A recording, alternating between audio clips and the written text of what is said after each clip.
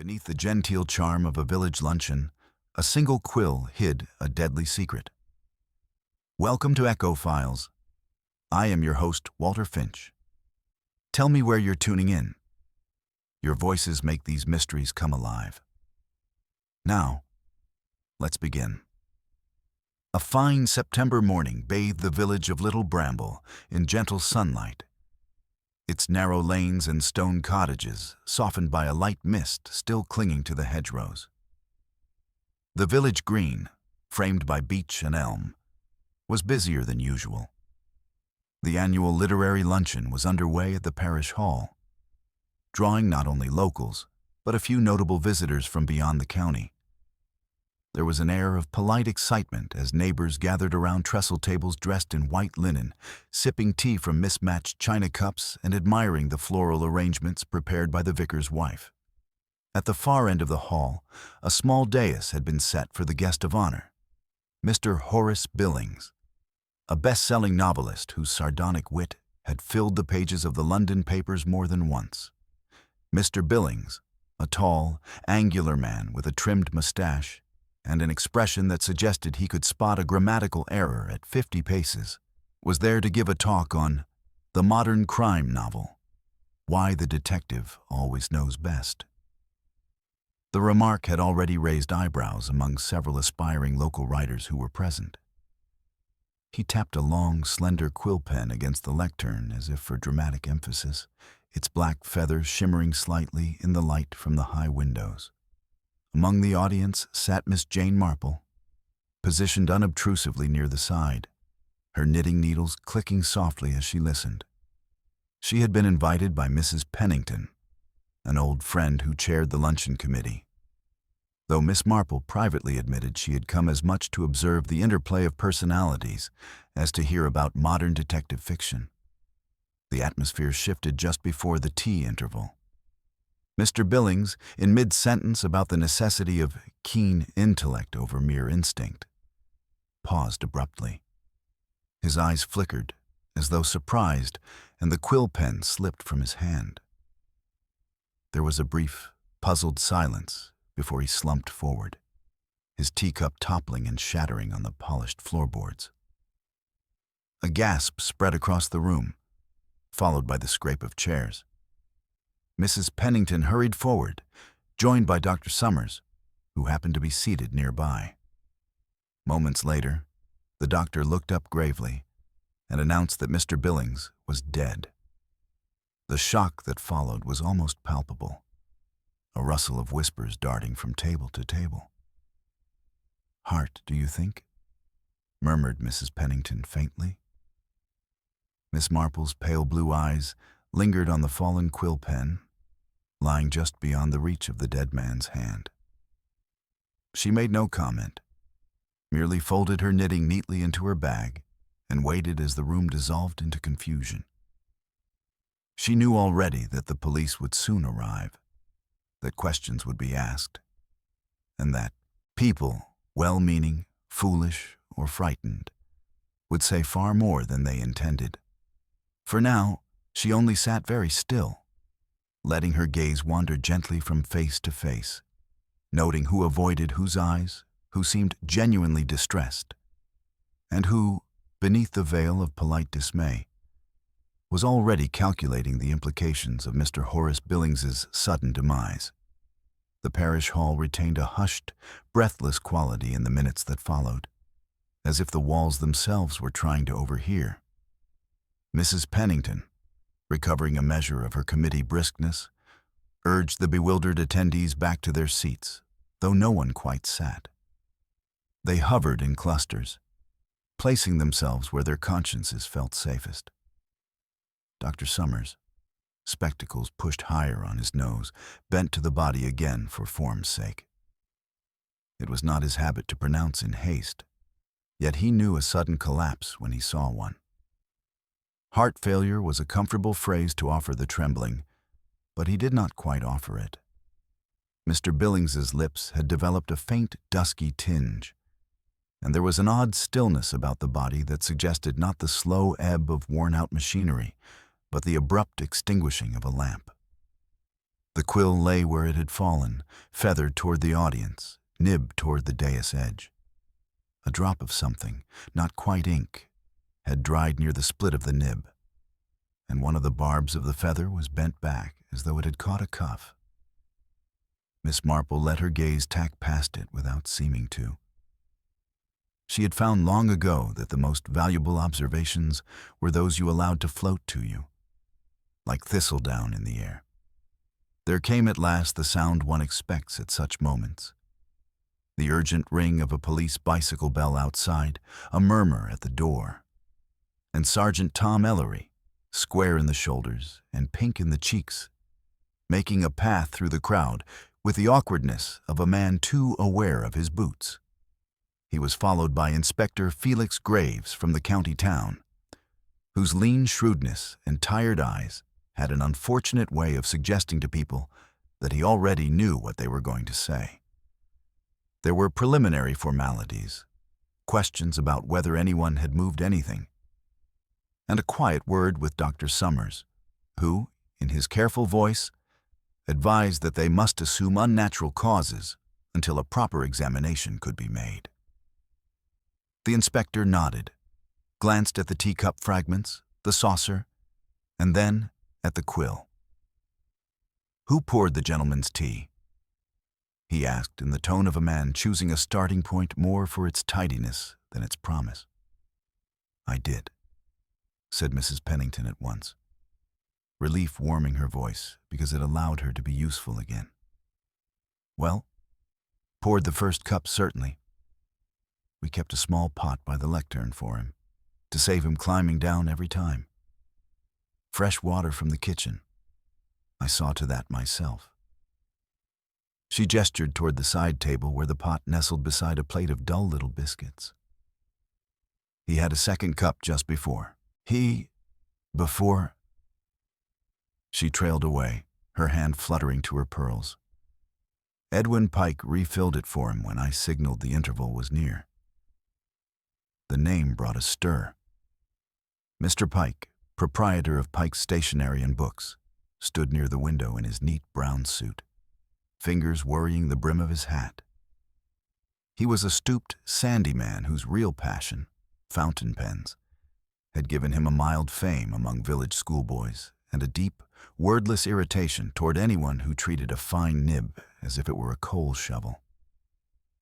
"Only because I was closest," he said quickly, his voice dry. Mr. Billings asked for a splash, said his throat was dusty from all the talking. His eyes flickered, not toward the teapot, but toward the quill. "And he was careless with that feather, kept tapping it. I told him once, in a friendly way, that a quill isn't a baton." Inspector Graves thanked him without committing himself. He crouched by the dais and, using a handkerchief, lifted the quill to peer at the nib. His expression did not change. He set it back very carefully and turned to the priest's wife, who had been stationed at the biscuit plate with an expression of righteous readiness. "Reverend Hale is in the vestry," she said before he could ask, "praying. For all of us." The inspector bowed acceptance of that, then asked for the committee members who had arranged the dais. Hands were raised. Mrs. Pennington, Mr. Pike, who had supplied the quill, Miss Ada Pritchard, a retired schoolmistress who had labeled the place cards and consequently considered herself the guardian of order, and Mr. Lionel Corbett, the local solicitor, who had kindly arranged the speaker's honorarium and was now careful to mention that fact to anyone who would listen, as if punctual payment constituted a sort of moral alibi. Miss Marple thought of Mr. Corbett's wife, who was absent owing to her headaches, and of the way Miss Pritchard's mouth had tightened earlier when Mr. Billings, with cheerful malice, had mocked the notion of old-fashioned moral tales for simple minds. Miss Pritchard's moral tales had once filled the schoolroom, and though time had drained their flavor for the modern child, she retained a proprietary loyalty to them. The first act of any village tragedy is always the same: the apportionment of blame to a comfortable target. By the time Inspector Graves began taking statements, many had decided that Mr. Billings's heart had been waiting for the most public moment to give out, and that, in any case, it was not quite done to die in other people's committee time. Yet other currents ran beneath this easy story. The young journalist from the County Gazette, Ned Harper, had been loitering near the back with a notebook and an expression that tried for solemnity and achieved only appetite. He had spoken with Mr. Billings in the lane before the talk.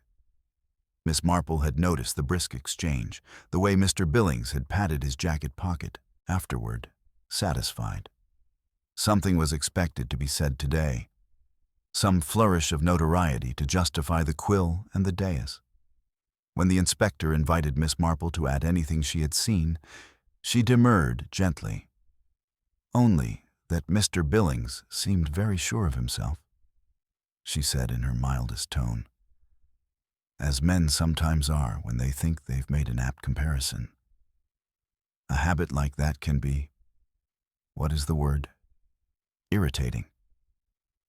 Did you see him touch his mouth with the quill? The inspector asked, sharper now, because mild old ladies sometimes put their finger exactly on the pulse. I did not, Miss Marple said truthfully. But I saw him admire it. It is very striking. She hesitated, then added as if it were only a passing thought. I do believe Mr. Pike warned him once. That sort of thing stays with one. Dr. Summers, who had been kneeling, rose and wiped his hands more than was necessary. He complained of a bitterness, he said suddenly, as if the notion had chased him across his reluctance. Only a minute or two before. I thought he meant the tea was stewed. He grimaced, you know how people do, and then he laughed and carried on.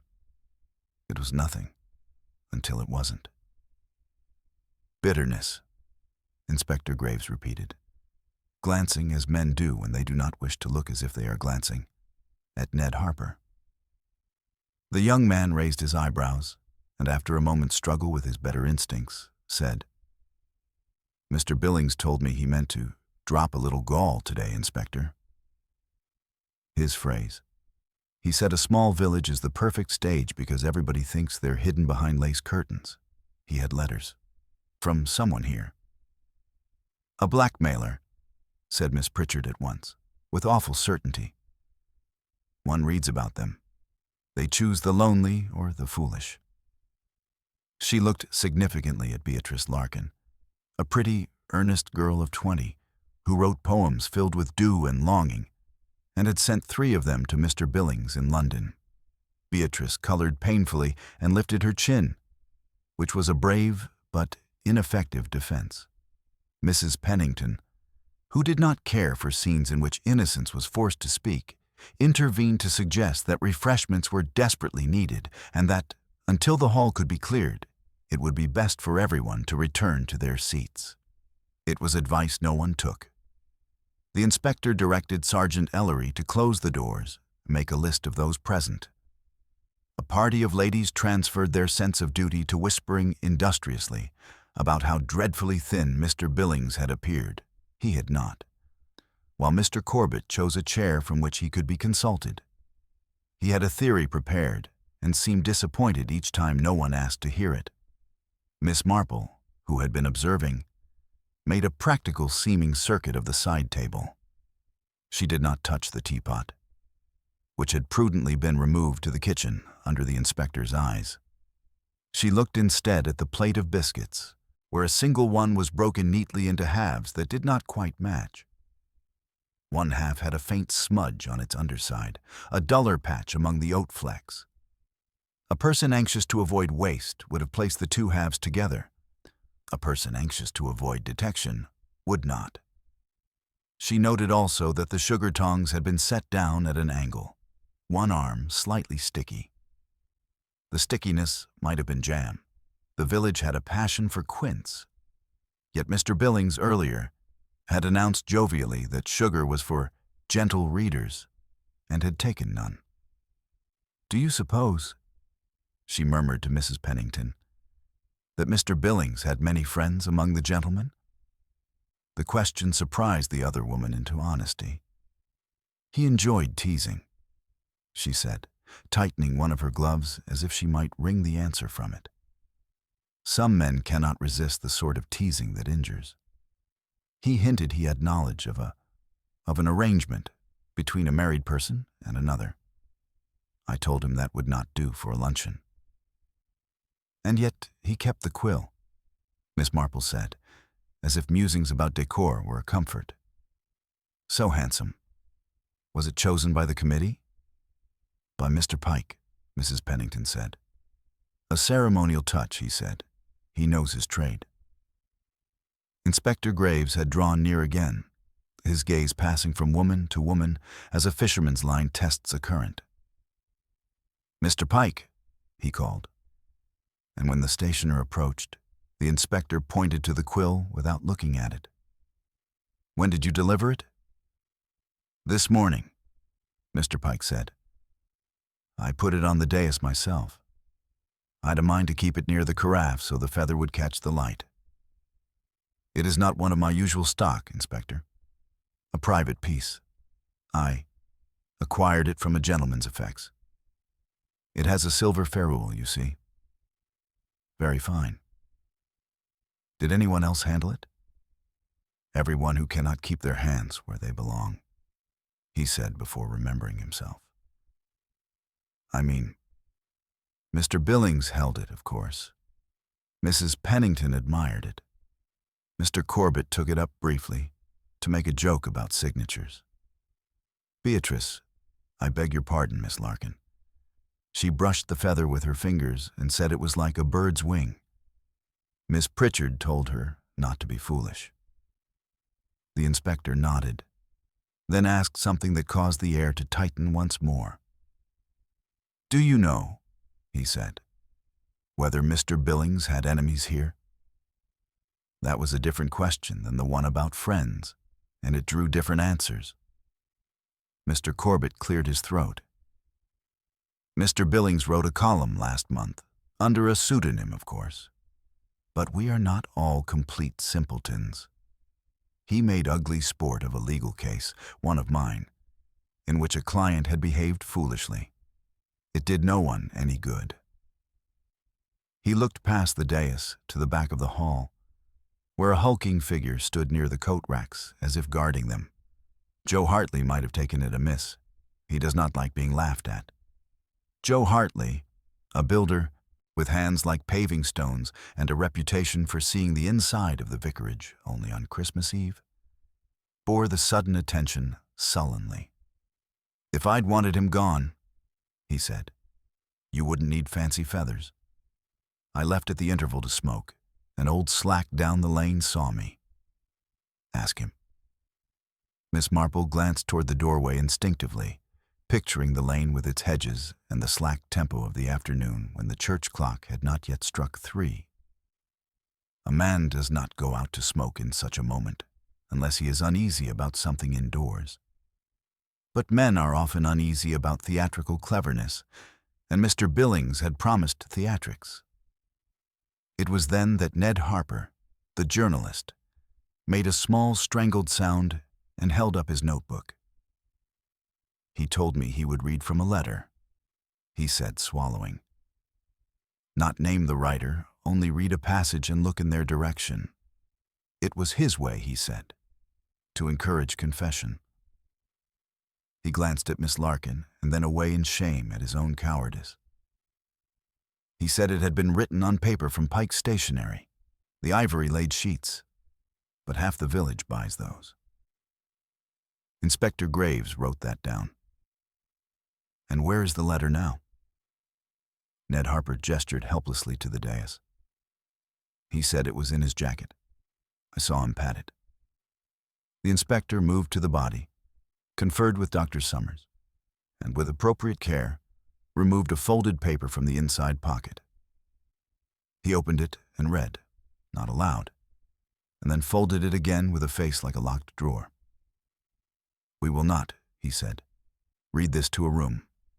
He tucked it away. Sergeant Ellery, We will require the kitchen staff. And perhaps, his eye returned to the quill.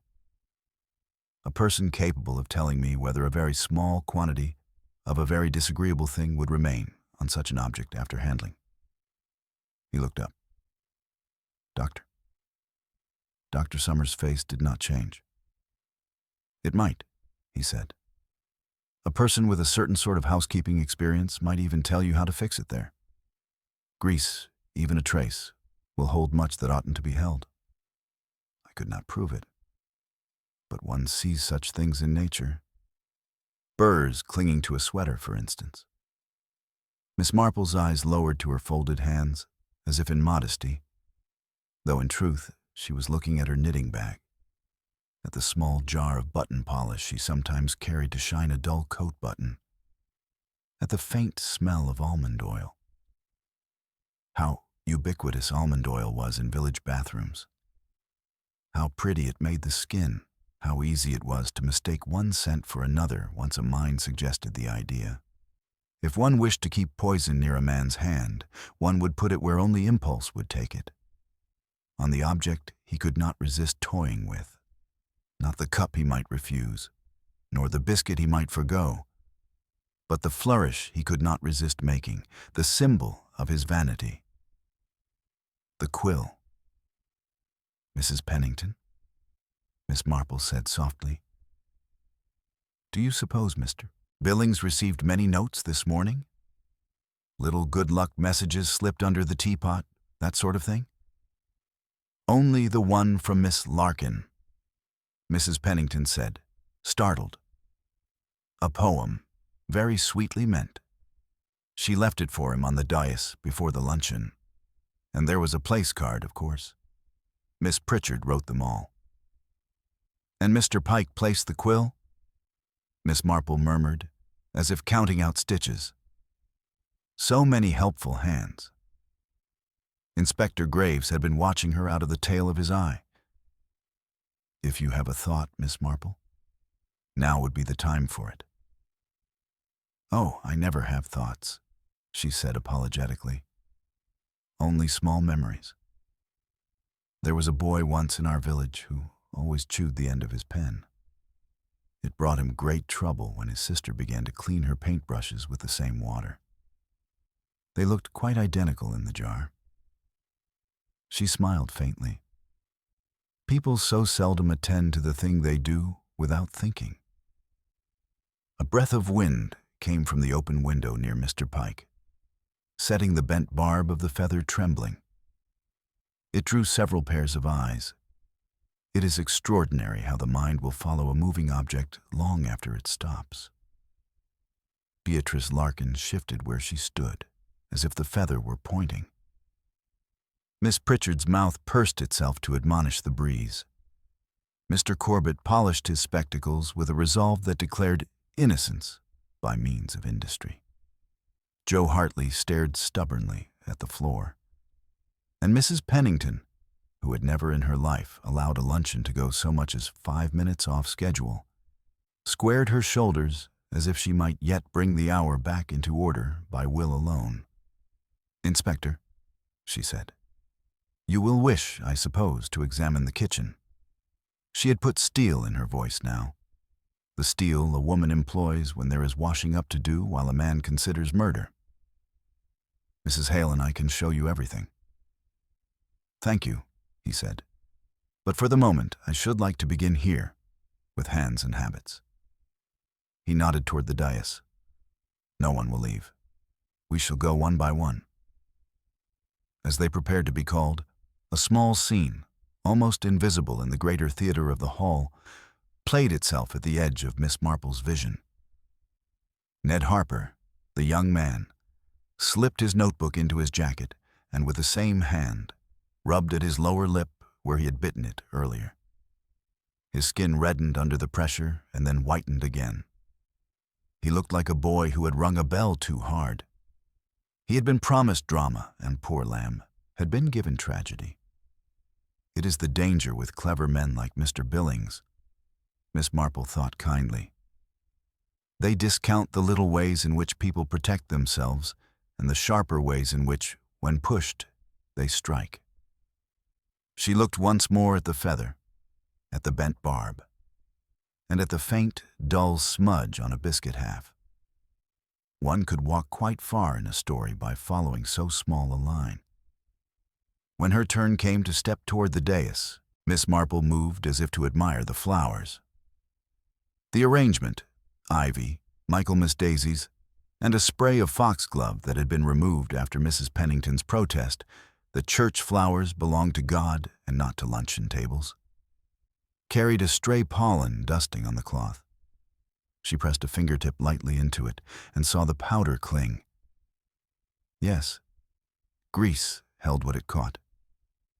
She turned to the inspector with a sorrowful little smile, a woman grieved for proprieties as much as for death. "You will find," she said gently, "that you must ask not who wished to silence Mr. Billings, for that list will be long, but who could not resist teaching him a lesson, one he would feel before he knew he had been taught. That is a smaller list. It always is."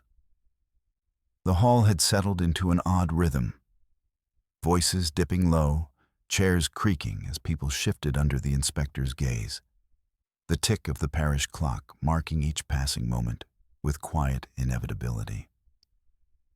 The smell of spilt tea and trampled flowers lingered faintly, mingled with the starch of table linen and the faint tang of polish from the recently scrubbed floor.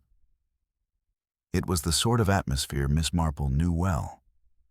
Not grief exactly, but the alert, uneasy hum of a community deciding which version of events it wished to believe. Inspector Graves began his quiet procession along the line of those assembled, taking each person's account without hurry. He had the sort of manner that encouraged detail without promising sympathy. People told him more than they intended, if only to watch for the flicker of reaction that seldom came. Mr. Corbett, the solicitor, was first, speaking in the measured tones of a man accustomed to hearing his own voice in court. He recounted the morning's proceedings, careful to point out that he had no direct contact with the tea or the quill beyond a brief, jovial inspection. "I am a man of words, Inspector, not poisons," he concluded, with a thin smile. Graves nodded, jotting something in his notebook, then turned to Miss Ada Pritchard. She stood stiff as a ruler, her handbag clamped under one arm. Her account was brief, tinged with irritation that such a needless tragedy had overshadowed what should have been an edifying lecture.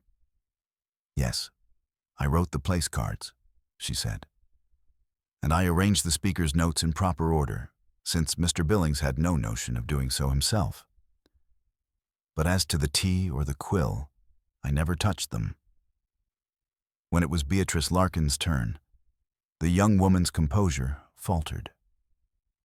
She admitted to leaving a folded poem for Mr. Billings on the dais before the luncheon, just as an encouragement.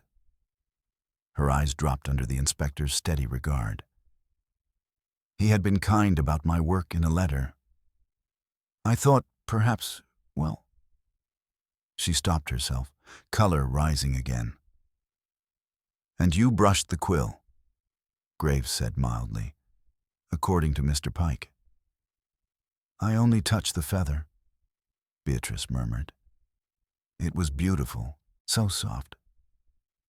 I didn't think—" She bit her lip and looked away, and Miss Marple, watching, thought of the many times she had seen village girls entangled in situations they did not fully understand until too late.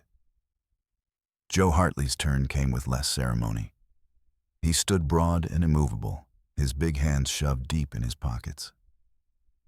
"Didn't touch the man's things," he said flatly. "Didn't like his way of talking, but I'm no fool. I was outside having a smoke, same as I told you." He named Old Slack again as witness, and Graves simply made a note, neither accepting nor dismissing the claim. Mr. Pike followed, his manner brisk, almost defensive. "I placed the quill myself this morning," he repeated, "and I saw no one tamper with it. If someone did, they were quick about it." And before you ask, Inspector, yes. I know the difference between a well-made nib and one that's been mucked about with. He glanced at the feather again, and a faint crease appeared between his brows. But I'll say this. When I handed it over to the dais, there was no bend in that barb. That earned him a sharper look from Graves, who made another note. When at last it was Miss Marple's turn, she gave a small, apologetic smile. I was at my knitting, Inspector, and I suppose I saw more of the people than the objects. One does notice, in a small village, the way people hold themselves when they think no one is watching. It is rather like gardening. Some plants thrive only when they believe themselves unobserved. Anyone in particular catch your eye? Graves asked. Well, she said thoughtfully. Mr. Corbett seemed very eager to make a little jest at the expense of the quill, though I doubt he meant more than to entertain. Miss Pritchard, on the other hand, disapproved of the quill entirely, but for moral reasons rather than practical ones. And Mr. Pike, well, men are often protective of the tools of their trade. I think he resented Mr. Billings's careless tapping more than he let on. But of course, she added gently, resentment does not always lead to murder. Sometimes it leads only to a cross word over the counter. Graves accepted this without comment, then dismissed her with a nod.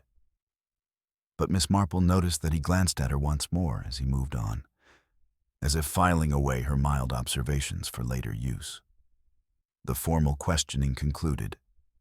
Graves ordered Sergeant Ellery to begin checking alibis for those who claimed to have been elsewhere during the crucial minutes. Mrs. Pennington was asked to keep everyone in the hall until the inspector gave word, and the vicar's wife reluctantly agreed to keep the urn boiling for tea, though no one seemed inclined to drink it now. Miss Marple, released from the inspector's immediate attention, drifted toward the side of the hall, where the windows stood ajar to let in the mild autumn air. From there, she could see into the narrow lane that curved past the vestry door. A lane she knew well. The hedges there were just high enough to hide a person from casual view, yet low enough that a determined observer could watch comings and goings at the hall. If Joe Hartley had been outside, he might have seen more than he was admitting. Her reverie was broken by the sound of a low argument near the kitchen door. Ned Harper, the young reporter, was speaking in urgent tones to Mr. Pike. "And you told me yourself you were thinking of selling that quill," Ned was saying. "You even mentioned the silver ferrule could fetch a fair price." "That was before it became the property of the police," Pike snapped. "And you'd do well to keep your voice down, young man." He noticed Miss Marple watching and drew himself up. "Some people can't tell the difference between idle talk and evidence," he said stiffly, then marched away toward the dais. Ned lingered, looking uneasy. "I didn't mean anything by it," he muttered to Miss Marple. "Only that Mr. Pike didn't seem so sentimental about the thing before. And Mr. Billings, well, he was planning to mention Pike's name in his talk. Said he had an amusing story about a mix-up with some stationery." Pike didn't seem amused. Miss Marple's knitting needles clicked softly in her bag. "Amusing stories are rather like nettles," she said gently. "Not everyone appreciates being brushed with them." Before Ned could reply, Inspector Graves reappeared from the kitchen with Dr. Summers at his side. The doctor looked grave. "There's a faint residue on the inside of the quill's ferrule," he reported. "Enough to suggest it was coated with something. I can't say what without proper tests, but it would have been near the fingers when held." Graves's gaze swept the room, pausing briefly on each face. "And that," he said quietly, "narrows our field considerably." The effect was immediate. People shifted, murmured, glanced sideways at their neighbors. Miss Marple noted the reactions. Beatrice Larkin's hands twisting together, Miss Pritchard's chin rising in defiance, Mr. Corbett's careful stillness, Pike's narrowing eyes. Joe Hartley merely scowled, but there was a flicker, just a flicker, of something like satisfaction there, quickly masked. Graves beckoned Pike forward. "You placed the quill," he said. "Who else could have handled it without attracting notice?" "Anyone on the committee, if they were quick," Pike admitted reluctantly. "I left the dais for a few minutes to fetch more ink for the signing table. Came back and found Miss Pritchard straightening the place cards." Miss Pritchard bristled. "I did nothing of the sort," she said sharply. "I was adjusting the lectern so the notes wouldn't slip, and I resent the implication." "Nevertheless," Graves said evenly, "you were there, and you had the opportunity." It was an ugly word, and its effect rippled through the hall. Opportunity was the twin of motive in such matters, and everyone knew it. Miss Marple saw Beatrice glance quickly at Miss Pritchard, then away, as though afraid to be caught looking. The inspector moved on to Beatrice. "You approached the dais to leave your poem," he said. "Did you notice anything unusual?" "No," Beatrice said, her voice small. "Only that the quill was already there. I didn't touch the nib, only the feather. It was so soft." She stopped, realizing how feeble that sounded, and pressed her lips together. Miss Marple spoke then, her tone as mild as ever. "Feathers do invite touch, Inspector, particularly when placed in such a way as to catch the light. It's a small temptation, but temptations are often taken without thought." Graves gave her a brief, unreadable look. "Indeed," he said, "which is why we shall need to be thorough." The questioning continued, but Miss Marple's thoughts were elsewhere. She considered the bent barb on the feather, the faint smudge on the broken biscuit, the mention of almond oil. The combination nagged at her. Small domestic things that could be explained in a dozen innocent ways, yet taken together, suggested a hand both deliberate and careful. Whoever had done this had not relied on chance. They had known exactly how to place the danger where it would be taken up naturally, almost unconsciously. It was, she reflected, the sort of plan born not of violent impulse, but of simmering grievance. Something nurtured quietly, like a plant in a shaded corner, until the moment came to let it grow in the open. And in Little Bramble, grievances were rarely solitary. If one person harbored resentment toward Mr. Billings, there was a good chance others did as well. The question was not who disliked him, but who disliked him enough to act, and to act with such precision. As the inspector called for the next witness, Miss Marple's gaze drifted once more to the lane outside. She thought of Joe Hartley's smoke, Ned Harper's overheard conversation, Pike's defensiveness, Miss Pritchard's disapproval, Beatrice's nervousness. Threads, all of them. Threads that, with a little patient work, might yet be drawn together into a single, damning line. For now, she said nothing. In her experience, the most dangerous moment in an investigation was when the guilty party still believed themselves unsuspected. That was when they made mistakes. And Miss Marple intended to be there, to see the very first one.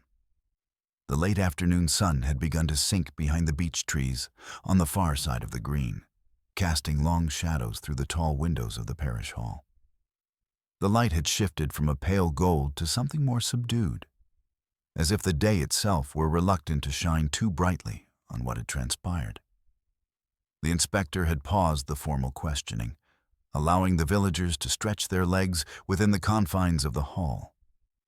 No one was permitted to leave. Sergeant Ellery stood by the door with the posture of a man guarding both an exit and a secret. Miss Marple had moved to a small table near the window, her knitting once more in her lap. The steady click of her needles was as unhurried as if she were alone by her fireside in St. Mary Mead. Yet her eyes missed nothing. The groupings in the room had shifted. Those most anxious to speak earlier were now silent, while the quiet ones had begun, under the strain of waiting, to murmur among themselves. Mr. Corbett and Mr. Pike were in low conversation by the dais, their heads inclined toward each other but their eyes fixed elsewhere. Occasionally at the inspector, occasionally at Beatrice Larkin, who sat apart, twisting a handkerchief. Miss Pritchard, upright as ever, had taken possession of a chair near the center of the hall, her handbag firmly on her knees, her lips pressed together as if the very air required discipline. Joe Hartley leaned against the wall, his arms folded, his gaze drifting now and then to the door. Inspector Graves returned from a brief consultation with Dr. Summers. The doctor's expression remained grave, and when Graves cleared his throat, the room quieted almost without realizing it. Dr. Summers confirms, he said, that the residue on the Quill's ferrule is consistent with the presence of a substance that, in sufficient quantity, could cause death if ingested or absorbed through the skin. A ripple went through the gathering. Mrs. Pennington gave a small gasp and clutched at her pearls. Miss Marple, who had seen far more dramatic announcements, merely shifted her needle slightly, as if to ease a stitch. Graves continued, "We are still determining precisely what the substance is, but it would require deliberate application. Accidents of this kind do not occur." His gaze swept the room. "Which means we are looking at an act of murder." The word landed heavily. People glanced at one another, and in that brief exchange of looks, Miss Marple saw the subtle recalculations. Neighbors reconsidering old grievances. Friends suddenly wondering how well they truly knew each other. Mr. Corbett broke the silence. "Inspector, with respect, this is a gathering of respectable people. Surely no one here would—" "Respectable people," Graves interrupted evenly, "have been known to do very dangerous things when their pride, reputation, or livelihood is threatened." His eyes rested on Corbett for a fraction longer than necessary, then moved on. "I must therefore ask each of you to think carefully about your movements before and during Mr. Billings' talk, particularly in the minutes after the dais was set." He turned to Pike. "You left the dais to fetch ink. Who was in the hall at that moment?" Pike hesitated. "Miss Pritchard was near the lectern, as I said. Beatrice was speaking with Mrs. Pennington by the biscuit table. Mr. Corbett was—" He glanced at the solicitor. "Well, you were somewhere near the back, weren't you?" Corbett nodded stiffly. "I was speaking to young Harper. We were discussing a case I thought might interest him for his paper. I didn't go near the dais." Miss Marple's needles paused mid-stitch. "Was that before or after the vicar's wife brought out the second pot of tea?" she asked pleasantly. Corbett looked at her, momentarily wrong-footed. "After, I believe. Why do you ask?" "Oh, no reason," she said, her eyes dropping again to her knitting. "It's just that one remembers such moments when the aroma of fresh tea passes through the room. People often drift toward it without thinking." Her remark seemed to unsettle Beatrice, who dropped her handkerchief and bent to retrieve it, avoiding all eyes. Graves, who had been watching the exchange, moved to the young woman. "Miss Larkin, you touched the quill feather, yes?" She nodded. "And before that, you left your poem for Mr. Billings. Did you also adjust his papers, or move anything else on the dais?" "No, Inspector. Well, I might have straightened the edge of the place card. It was crooked, and I didn't want it to look untidy. But I didn't touch anything else." "Not even the cup or the teapot?" Her eyes widened. Number, I don't drink tea at all. Miss Marple noted the vehemence of her denial. It was not the tone of someone evading guilt. Rather, it had the ring of personal distaste. People often revealed more in what they rejected than in what they admitted. Mrs. Pennington now stepped forward, clearly impatient with the slow progress. Inspector, surely the sensible thing is to have the police search everyone's possessions. If the substance came from outside, it must be in someone's bag or pocket even now. Graves regarded her a moment. We may come to that, he said. For now, I'd like to understand the nature of the quarrels, large or small, that Mr. Billings may have had with those present. There was an awkward silence until Ned Harper spoke. He had a way of making people feel foolish. Sometimes it was playful, sometimes not.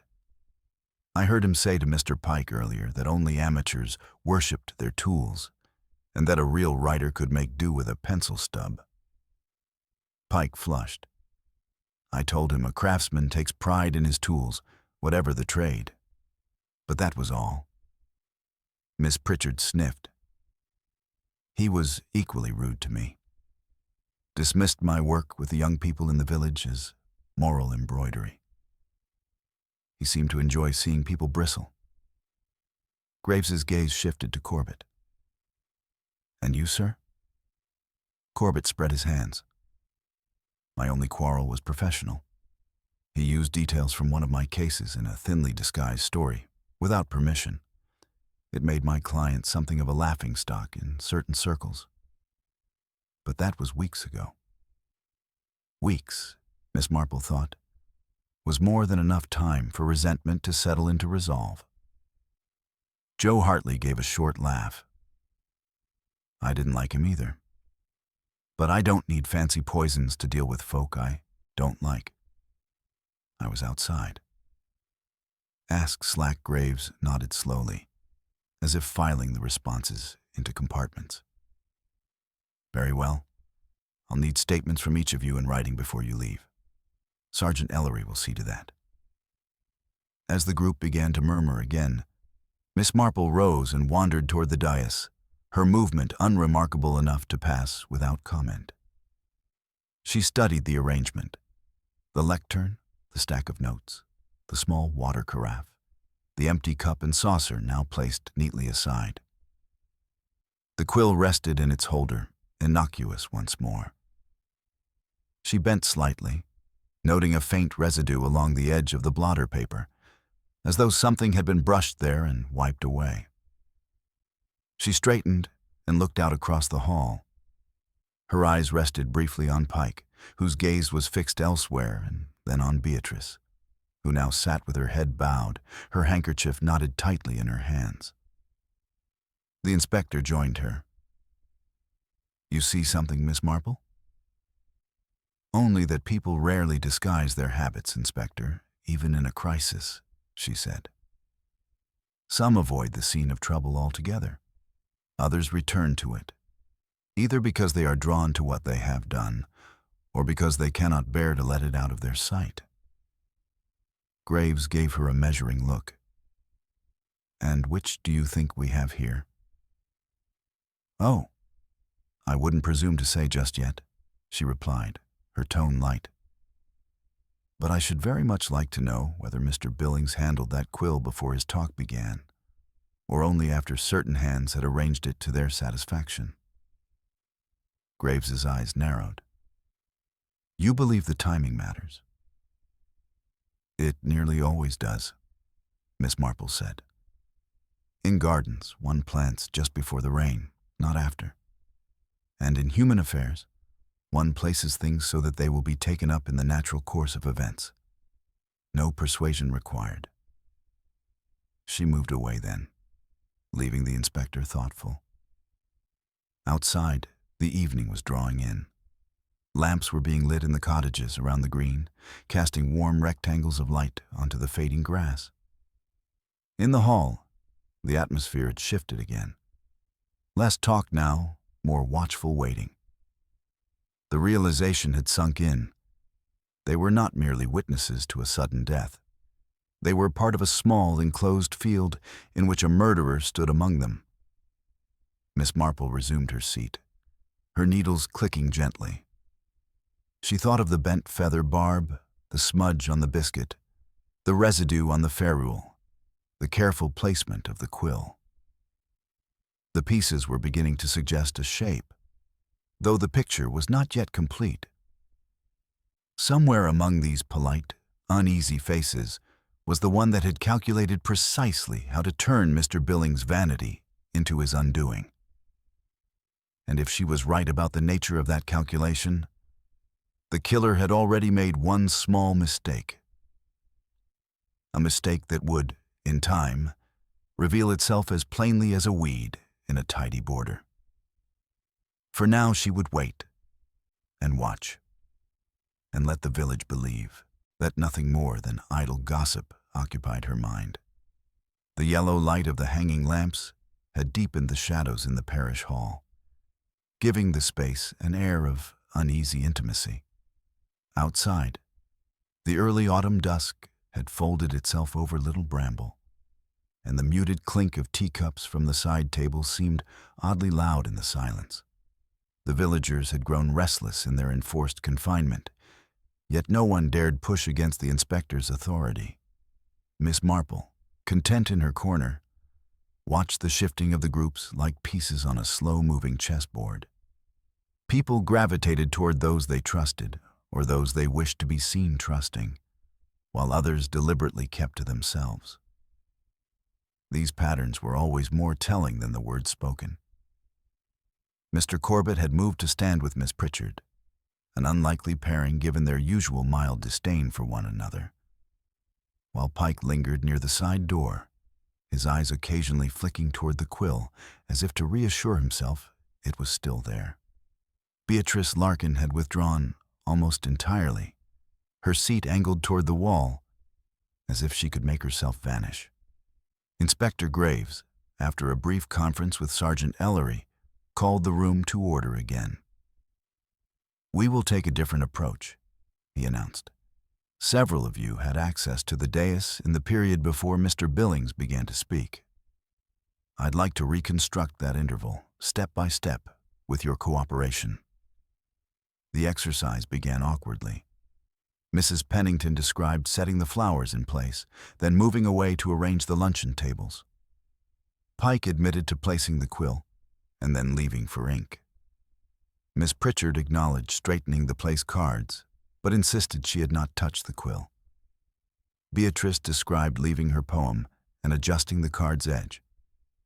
Mr. Corbett claimed to have been at the back of the hall the whole time, speaking to Ned Harper. Joe Hartley repeated that he had been outside, smoking. Graves listened, then began to probe into overlaps. "Mrs. Pennington, when you set the flowers, was the quill already on the dais?" "Yes," she said promptly. "Mr. Pike had placed it, just so it would catch the light." "And Miss Pritchard, you were there shortly afterward?" "I was. The place card for Mr. Billings was not centered. I corrected it." "Did you notice the quill?" "I noticed it," she said crisply, "but I did not touch it. I dislike theatrical flourishes." Graves' gaze shifted to Beatrice. "And when you approached?" Beatrice hesitated. "It was already there. I brushed the feather because it was, well, beautiful. That's all." Miss Marple's needles paused for a moment. She had often found that when people said, "That's all," it was usually not all at all. But she said nothing. Graves now turned to Pike. "You left the quill on the dais when you went for ink. How long were you away?" 5 minutes, perhaps 6. I had to search for the right bottle. The new stock hadn't been unpacked properly."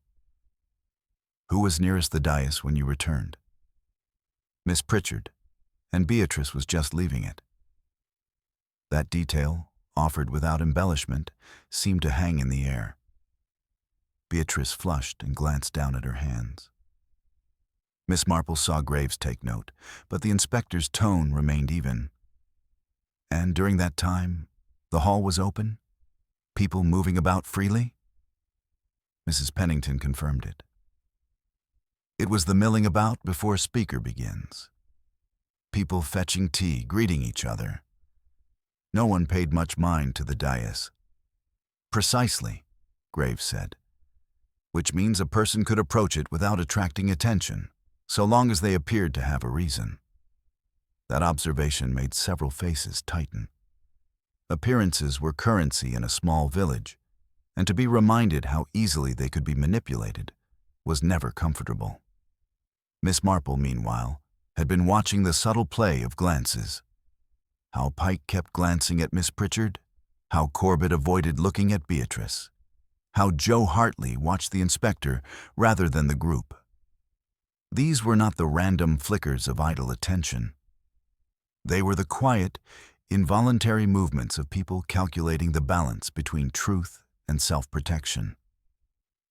Graves dismissed the reconstruction for the moment, perhaps sensing that pressing further now would only make the group defensive. He announced that tea and biscuits would be brought in from the kitchen to keep everyone comfortable. That announcement, though kindly meant, sent a small ripple through the gathering. Several people declined without being asked, while others accepted with studied nonchalance.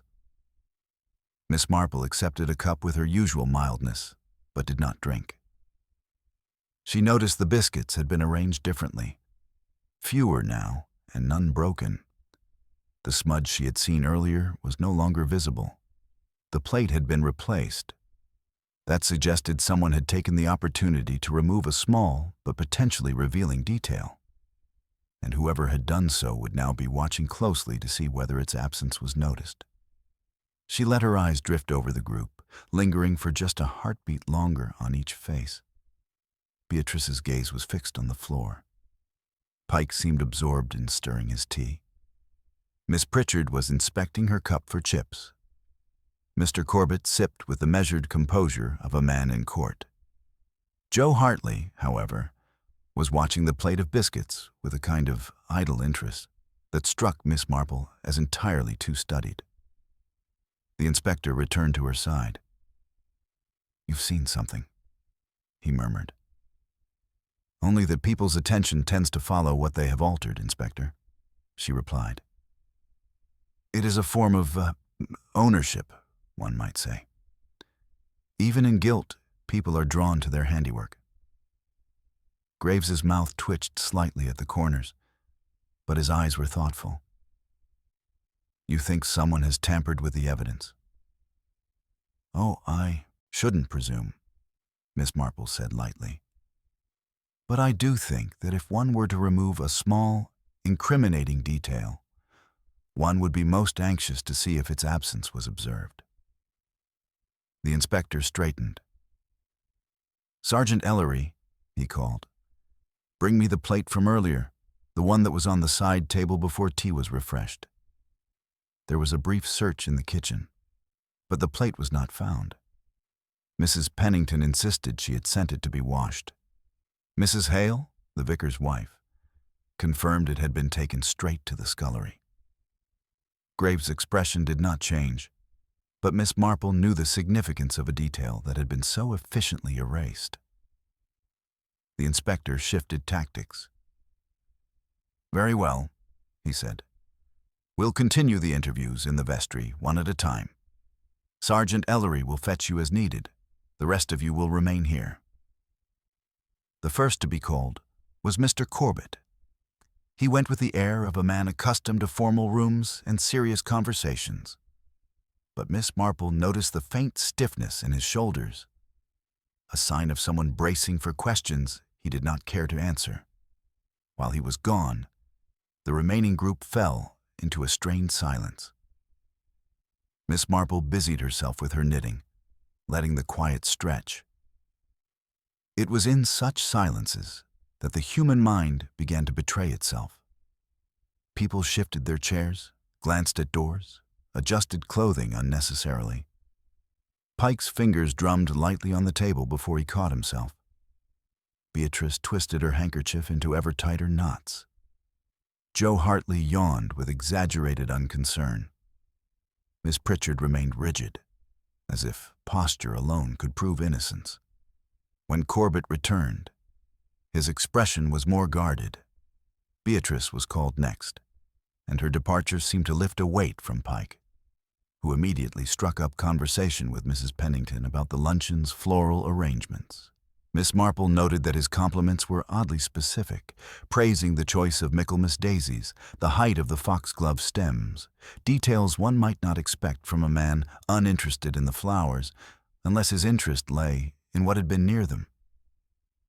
Beatrice returned after several minutes, her eyes bright with suppressed emotion. She took her seat without speaking, though her fingers trembled slightly as she reached for her bag. Joe Hartley was called next, and his absence left the room noticeably lighter, as though a shadow had shifted. When all had been through the vestry, Graves gathered them once more. "We will adjourn for tonight," he said. "No one is to leave the village. I expect full cooperation tomorrow." His tone left no doubt that this was less a request than an order. As the villagers filed out, Miss Marple remained seated, her knitting paused. She had begun to see the threads more clearly now, the positioning of the quill, the opportunity during the pre-talk milling, the erased detail from the biscuit plate. Someone had acted with forethought and care, but they had also underestimated the persistence of small traces. And if she was correct, tomorrow's questioning might not be needed at all, provided she could draw the culprit into one final, telling mistake before the night was over. The cool evening air swept into the parish hall as the doors were opened at last, releasing the villagers into the darkened green. Lamps glimmered in cottage windows, and a thin mist was beginning to curl up from the grass, wrapping the familiar outlines of Little Bramble in a softer, more secretive shape. People went off in pairs or small groups, their voices low, heads inclined together like conspirators. Though, of course, Miss Marple reflected, most of them were simply trading the day's news in the oldest village tradition.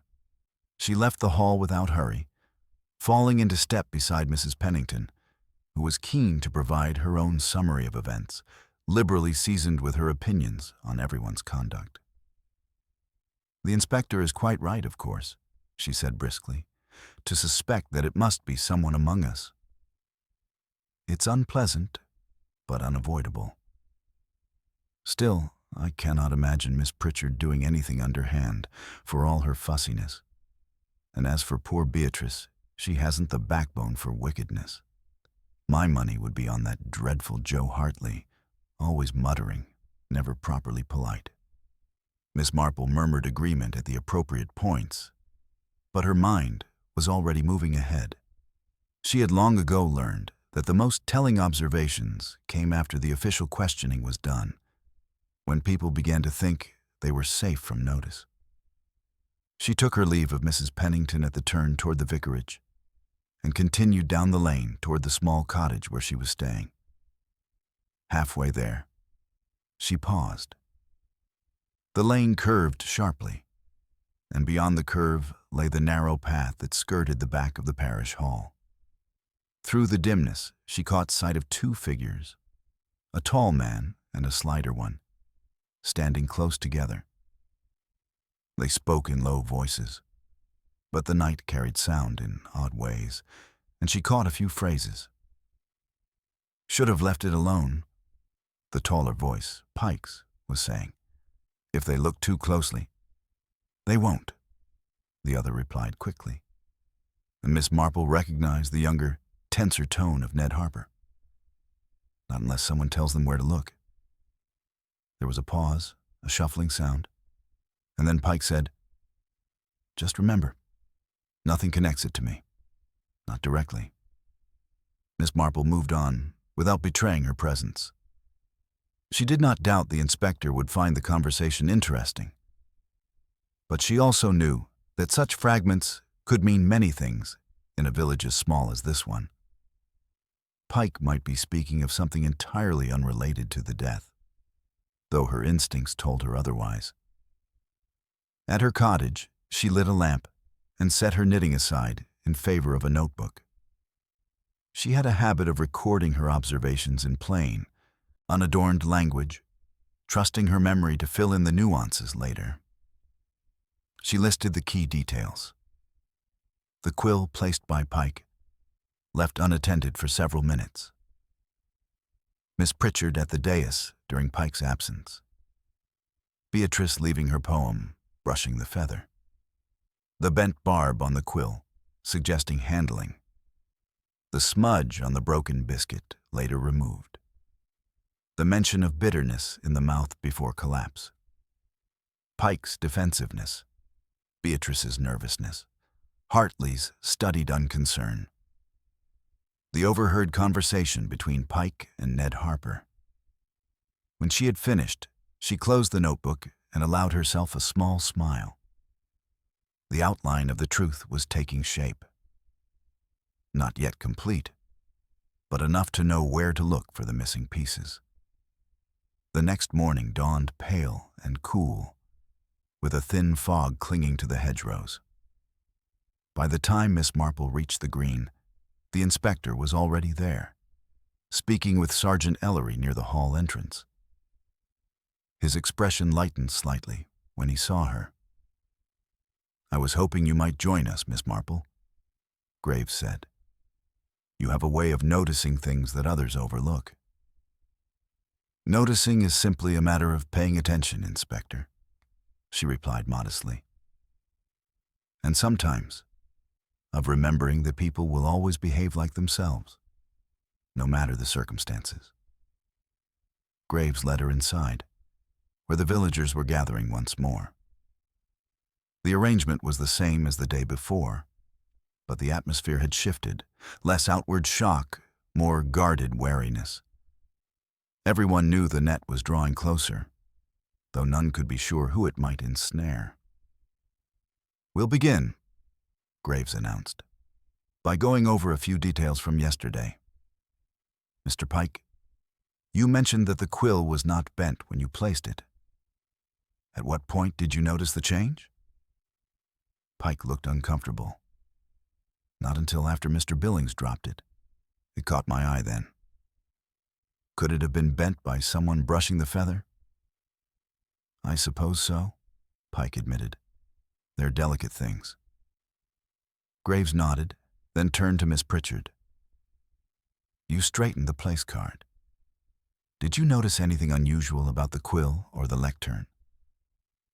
"Only that the quill was badly placed, too close to the edge. But I left it alone. I have no interest in such ornaments." Beatrice, when asked, repeated her claim of brushing the feather only. But Graves pressed further. "You also said you adjusted the place card. Is it possible your hand brushed the nib without realizing it?" She shook her head, eyes wide.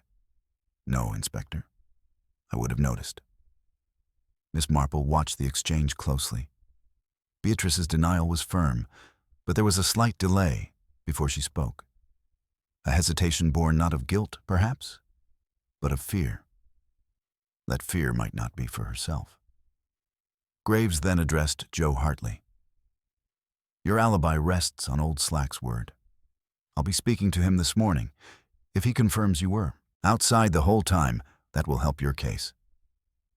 Hartley gave a short nod. "He'll tell you the truth." The questioning moved on, touching briefly on each person's movements. Miss Marple bided her time until there was a lull, then spoke up in her gentle way. "Inspector, may I suggest a small experiment?" Graves raised an eyebrow. "Go on." "Yesterday, several people had reason to approach the dais, each for a different purpose. I should like to see whether their manner of handling objects is the same as it was then. People have habits, how they hold a pen, how they adjust a card, that they are not aware of. If we provide them with similar objects, we might learn something." The inspector considered, then nodded. "We can try it. Sergeant, fetch a writing desk from the vestry and set it up here." When the desk was ready, Miss Marple produced from her bag an old quill of her own, similar in shape to the one from the dais, though without the incriminating ferrule.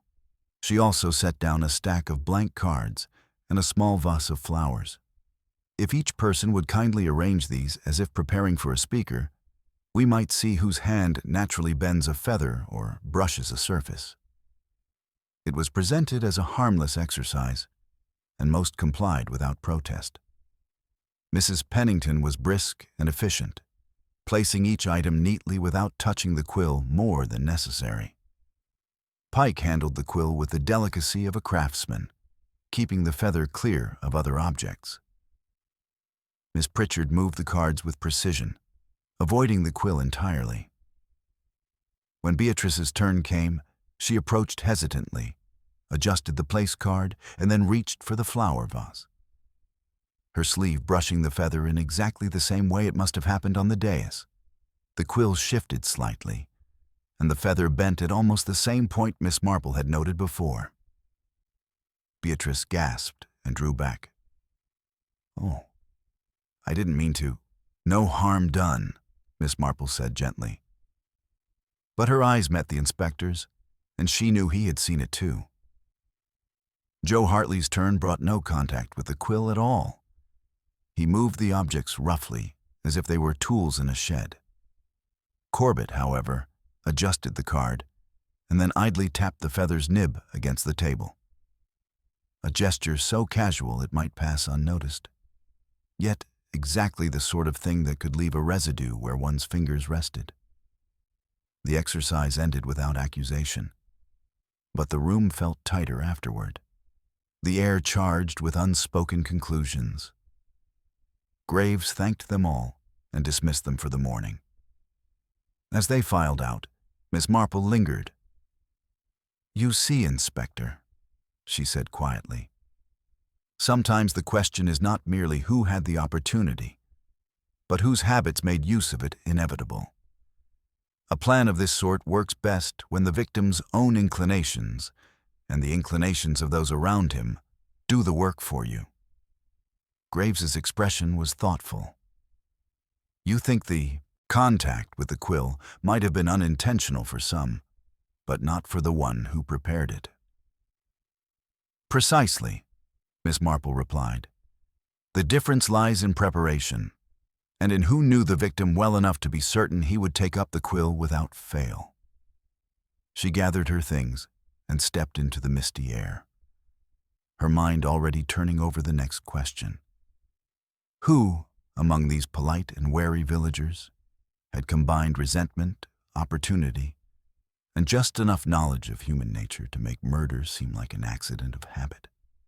By the time the church clock struck 11, little Bramble was fully awake.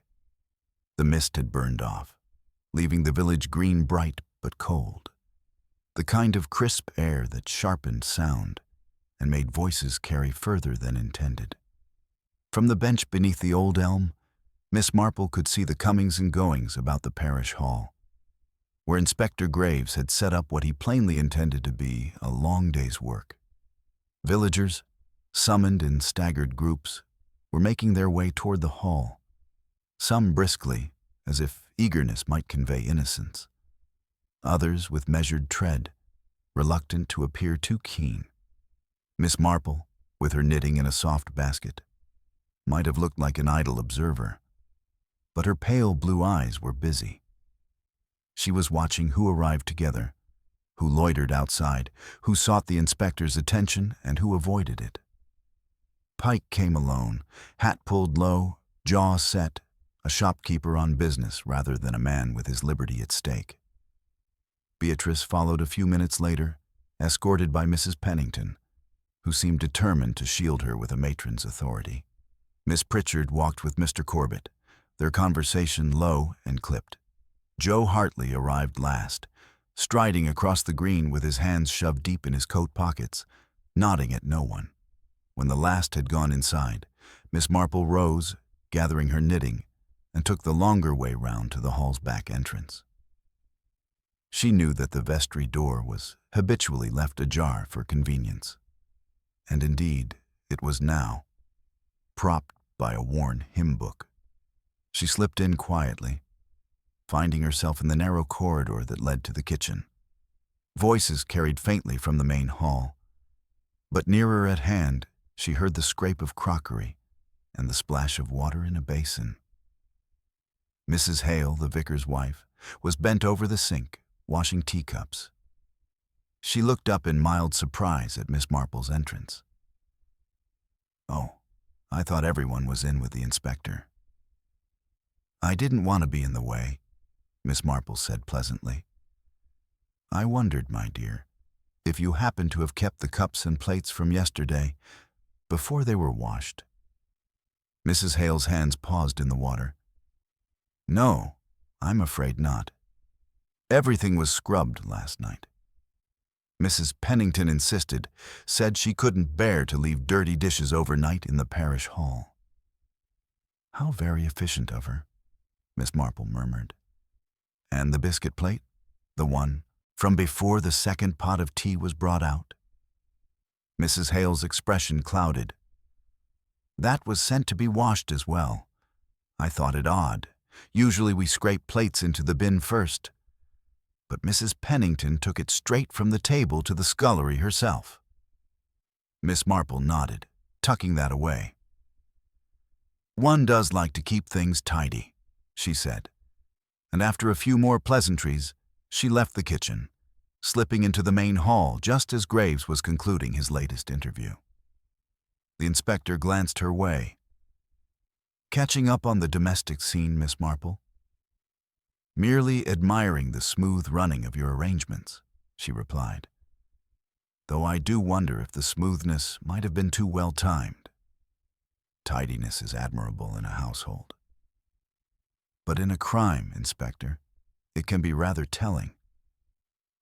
He gave her a look that suggested he was filing the remark in the mental drawer marked possibly important. Then he gestured for her to follow him into the vestry, closing the door behind them.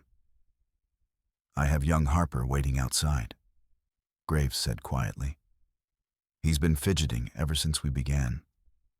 Something to tell me, I think." Miss Marple settled herself on the vestry's small chair. "He overheard more than he meant to yesterday," she said, "and spoke of Mr. Billings's plan to read from a letter. It might be that he knows, or suspects, who wrote it." Graves called Ned Harper in. The young man entered with the hesitance of someone bracing for censure. "I didn't say anything before because, well, it didn't seem directly about the death," Ned began. "But the letter Mr. Billings had? I saw him reading it in the lane yesterday morning. It was in an envelope addressed in a very tidy hand. Ivory paper, same kind Miss Pritchard buys from Pike's shop." Graves' gaze sharpened. "Did you see the contents?" "Not clearly, sir. But there was a phrase about misplaced affections and unguarded words." He laughed when he read it. Said it would make for a fine, dramatic moment. Ned hesitated. "I think it might have been about Beatrice. She's written poems before and, well, speculation isn't proof." Graves cut in. "Thank you, Harper." When the young man had gone, Graves turned to Miss Marple.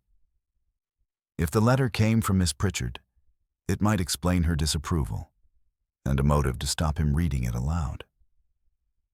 Miss Marple's needles moved gently in her lap. "It might," she said. "But one should be careful, Inspector. Disapproval alone rarely leads to poison. And if it were Miss Pritchard, I doubt she'd have chosen a method so indirect. No, I think the letter's main purpose here was to give Mr. Billings an excuse to flourish that quill in front of the room." Graves leaned back. "You think the quill was always the point?" "I do," she said softly. "And someone knew he would use it. Knew it so well they could rely on it without needing to place it in his hand themselves." He was silent for a moment, then said, "Pike." Miss Marple inclined her head. "He placed it, But the placing is only part of it. You'll want to know who had the confidence to let others handle it, knowing the residue would remain until it reached its target. Before Graves could reply, Sergeant Ellery knocked and poked his head in. "Hartley's alibi checks out, sir. Slack says he was outside from before the talk began until the commotion." "That's one less," Graves muttered, "though it still leaves us with 3 who had clear access: Pike, Miss Pritchard, and Beatrice.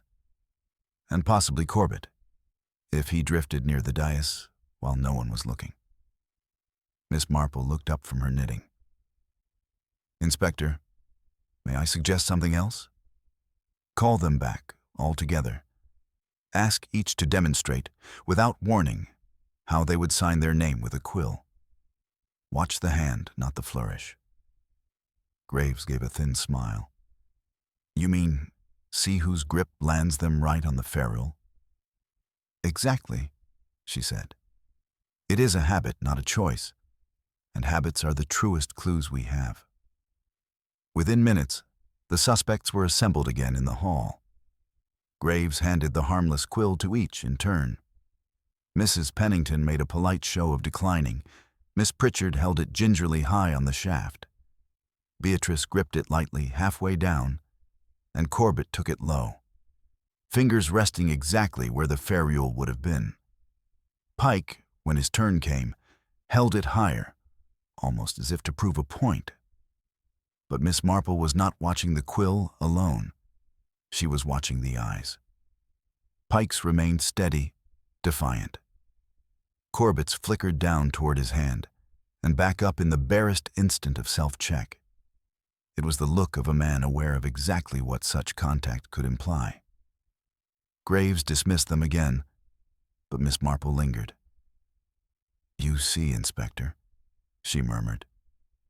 "Mr. Corbett may not have placed the quill, but he could have readied it earlier, when Pike first showed it off in the morning, before the dais was set.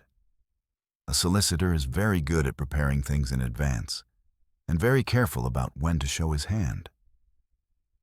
Graves's face was grim. "If that's true, we'll need something concrete to tie him to the substance on the ferrule." Miss Marple allowed herself a small, satisfied smile. "Oh, I think we shall find it, in the tidying. You see, the biscuit plate was removed before anyone thought to ask for it, and I believe the smear on it would match what was on the ferrule. Mr. Corbett was seated near the side table before the luncheon began. A little dab from the ferrule pressed into the broken edge of a biscuit. No one would think twice if Mr. Billings took it up to nibble while speaking." Graves stared at her, then gave a short laugh. "You've just explained why our killer wasn't worried about others touching the quill. The real dose was already on his own fingers, and he made sure Billings got it one way or another." "Precisely," Miss Marple said. "The quill was insurance, an irresistible lure to make certain contact was made. But the plan relied on something else entirely. The certainty that the victim would snack and fuss with his tools while talking. A man's little habits can be more dangerous than any grand scheme." Graves straightened. "Then we'll have to prove it, and I think I know how." As she left the hall, Miss Marple felt the quiet satisfaction of a gardener who sees the first shoots breaking the soil. The truth was almost ready to bloom. One more day, and the whole poisonous plant would be in full view. The following morning broke with a bright, brittle clarity, the sort of autumn day where the air felt washed clean and every sound seemed sharper. From her window at the cottage, Miss Marple could see the green laid out like a stage, the villagers moving about in cautious routines, the parish hall door standing open in readiness for another round of questioning. There was an expectancy in the air, as though the whole village knew something decisive was about to happen, though no one could say quite what. She arrived at the hall just as Inspector Graves and Sergeant Ellery were carrying in a small case. The inspector's expression was set and purposeful. but he greeted her with the brief nod of a man who recognizes a useful ally. "I've taken your advice, Miss Marple," he said in a low voice. "We've brought a simple chemical test from the county lab, just enough to identify traces of the substance on surfaces. Won't stand up in a court, but it will tell us where to look harder. And if we're lucky, it might put our killer's fingers exactly where they shouldn't be." Miss Marple smiled faintly. "A little light on the right corner of the garden bed, Inspector, and one sees which seedlings belong and which do not." Graves looked over at the dais, which had been left untouched since the day before. "We'll start here, then move on to other objects. But I mean to do it in full view. The guilty party will be watching, and sometimes the watching tells you as much as the test itself." By mid-morning, the hall was once again filled. The villagers filed in with an air of reluctant curiosity, the talk low and edged with speculation. Mrs. Pennington had taken her habitual position in the center, ready to absorb and relay anything of interest. Miss Pritchard sat bolt upright, the picture of affronted propriety. Pike hovered by the wall, arms folded. Beatrice took a seat near the end of a row, twisting her gloves in her lap. Corbett, immaculate as always, selected a chair where he could see both the dais and the inspector without turning his head. Graves stood at the front. "Yesterday, we spoke about opportunities to handle the quill and other objects on the dais," he began. "Today we will examine whether any of those objects, and others nearby, bear traces of the same substance Dr. Summers found on the ferrule." He gestured to the small case on the table. "This will show us, quite quickly, where such traces remain. They can linger for days if undisturbed." Sergeant Ellery set out a handful of swabs and a bottle of clear liquid. The inspector picked up the quill, careful to grip it with a cloth, and swabbed the ferrule. When the liquid was applied, the swab turned a pale blue. "As expected," Graves said. "Now, the edges of the lectern, where a person might steady themselves." Another swab, another faint blue bloom. The villagers leaned forward.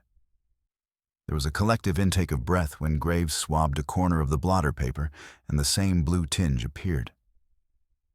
"Not definitive," he reminded them, "but consistent." Then he crossed to the side table where the biscuit plate had sat during the luncheon. "Mrs. Hale," he said, "you washed the plate the same evening?" "Yes, Inspector," she said from the back. "But the cloth I used is still in the scullery. I hadn't yet boiled it." It was fetched, damp and faintly crumb-speckled. Graves swabbed one corner and held it up. The blue stain spread more darkly this time. "This," he said, "is where our trail begins to converge." Miss Marple watched the faces, not the cloth. Pike was impassive. Beatrice's eyes widened. Miss Pritchard pressed her lips tighter. But it was Corbett who betrayed the smallest change, a brief narrowing of the eyes, a stillness that was just too complete, as though holding himself in place by sheer will. Graves went on swabbing, testing the handle of the teapot, the rim of an empty cup, the edge of the dais where someone might lean while speaking. The results were uneven, but the pattern began to emerge. The strongest traces were not on the items most handled by the crowd, but on those touched in the minutes before Mr. Billings began his talk. When Graves announced a short recess, Miss Marple drifted to the window, her knitting idle in her lap. The inspector joined her. "It's enough for me to believe our man primed both the quill and the biscuit plate," he said quietly. "Billings' habit of nibbling and fidgeting would have done the rest. But proving whose fingers put it there, that's the trick." "Sometimes," Miss Marple murmured, "it is easier to let a person prove it themselves. If the mind is clever enough to plan such a thing, it is also vain enough to admire its own work. A little stage, Inspector, and the right prop in the right place. Graves's eyes lit briefly. You mean to set a snare? Only to see who walks into it, she replied. It will need to be something the guilty party cannot resist correcting or reclaiming. Her plan took shape quickly. While the others sipped tea and whispered speculation, Graves and Ellery rearranged the dais. The harmless quill Miss Marple had brought for demonstrations was placed prominently in a gleaming new holder. The blotter was replaced with a fresh one, and most importantly, the biscuit plate. Clean, empty, and innocently set with a few crumbs, was positioned just within reach of the lectern. When the villagers were called back, Graves addressed them with deliberate nonchalance. We'll resume shortly, but I thought we'd give our speaker's dais its dignity back for the moment. Nothing worse for a room than an untidy front. He invited them to come forward, if they wished, to see how it looked. Most stayed seated, wary of appearing too curious. Mrs. Pennington, of course, rose to inspect the flowers. Pike wandered up to glance at the quill with what seemed genuine disinterest. Beatrice hung back, twisting her gloves. It was Corbett who finally approached with the easy manner of a man above suspicion. He leaned in slightly toward the dais, adjusted the place card so it sat perfectly straight, and, in one fluid motion, shifted the quill a fraction toward the center, his fingertips resting exactly where the ferrule would have been on the original. He even brushed a few of the staged crumbs from the edge of the plate, then stepped back as if nothing had happened. Miss Marple caught the inspector's eye. Graves gave the barest nod to Sergeant Ellery, who, unobtrusively, swabbed the fresh blotter where Corbett's hand had rested. A faint but unmistakable blue tinge bloomed under the liquid. The inspector's voice was quiet but edged with steel when he spoke. Mr. Corbett, I think we'd better step into the vestry. There was a murmur from the room, quickly stilled by Graves's upraised hand. Corbett maintained his composure, even smiled faintly. But Miss Marple noted the stiffness in his shoulders as he walked to the side door. When they were alone, Graves placed the swab on the table between them. That was quick work, sir. Most people, when given a chance to admire the arrangement, don't adjust it without being asked. But you did. Straight to the spot that, yesterday, held poison. Corbett's smile thinned. An interesting theory, Inspector, but hardly evidence. Miss Marple's voice, mild as ever, filled the pause. Evidence, no. But you see, I've been told you were seen at the side table before the luncheon began, standing very near the biscuit plate. And the plate, when tested, showed the same traces as the quill ferrule. If one wished to ensure contact, one might apply the substance to both, so that even if the victim avoided one, he would not avoid the other. Corbett's eyes met hers, cool and assessing.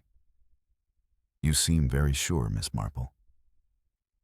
I am, she said gently, because such a plan requires a mind that knows its subject's habits, and your profession is all about knowing people's habits. You would have observed Billings often tapped his quill, that he nibbled while speaking, and that he was too proud to ignore either temptation. The placing of the quill was Pike's doing, yes. But the priming and the biscuit were yours? For the first time, a flicker of something, annoyance, perhaps, crossed Corbett's face. Graves leaned forward. We'll have the full tests run on your office, Mr. Corbett. And if we find even the smallest remnant of that substance... But Corbett cut him off smoothly. You'll find nothing now. A man in my position doesn't leave things lying about. Miss Marple's needles clicked once in the silence. "Even so, Mr. Corbett," she said. "The neatest gardens leave traces, seeds carried on the wind, a sprig broken in the trimming. One only has to look closely enough." Graves gave the signal, and Ellery stepped forward to escort Corbett away. The hall was abuzz by the time the inspector returned, but he merely raised a hand for quiet. "We'll be speaking to each of you again. In the meantime, no one is to leave the village." Miss Marple gathered her knitting, serene as a woman walking home after a perfectly ordinary meeting. Yet in her mind, she could already see the pattern complete. The resentment disguised as courtesy, the careful placement of danger in plain sight, and the fatal reliance on another man's little vanities. The game was nearly over. All that remained was to draw the threads tight and let the truth settle, as it always did, into the light. That night, the village seemed to breathe in a quieter, more watchful rhythm. The lamps along the green were hazy in the mist, each one casting its own faint halo in the damp air. Behind curtained windows, conversations hummed in low tones, punctuated by the clink of teacups and the occasional creak of a settling floorboard. Little Bramble was not accustomed to having a murderer in its midst, at least not one so far unmasked, and the knowledge pressed in on every home like a draft through an ill-fitted door. Miss Marple, seated in the small parlor of her lodgings, had not yet gone to bed. A neat row of stitches had grown beneath her needles, though she had scarcely looked at them. Her mind was busy tending to a very different sort of pattern. She replayed the day's events with the same calm precision she might give to tracing the weft of a fine piece of lace, testing each thread for weakness, seeking the point where they all drew together. Corbett had revealed himself, not through some grand slip, but in the smallest of gestures. A reflex, a bit of unnecessary tidying that had betrayed both familiarity and ownership. That was the heart of it, Miss Marple knew. The clever ones, the calculating ones, believed they could mask their intention with routine, never realizing that routine itself was the most revealing act of all. She was just setting down her work when there came a discreet tap at the door. The landlady, a neat, brisk woman named Mrs. Grayson, peered in. "Begging your pardon, Miss Marple, but Inspector Graves is here. Says it's important." Graves entered with the air of a man balancing urgency with caution. "I've had a wire from the county lab," he said without preamble. "They ran a preliminary on the residue from the Quill ferrule and the biscuit cloth. Matches.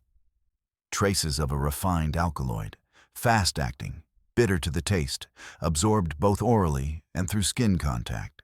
It's not something you pick up in a chemist's without good reason, but it's used in certain garden pest solutions." "Ah," said Miss Marple, her eyes softening. "That does rather narrow the flower bed, doesn't it? Not everyone tends their garden in the same way." Graves nodded. "Exactly. And Corbett's been ordering supplies from a specialist in the county for months, so I'm told by the postmaster, all under the heading of ornamental care. A legal purchase, mind you. But when you put it alongside the biscuit plate in his handling of the Quill—" He let the implication hang. Miss Marple regarded him for a moment. "It will be enough to take him in?" "It will be enough to hold him," Graves said. "But I'd prefer to walk in with more than traces and suppositions. I want the why as much as the how.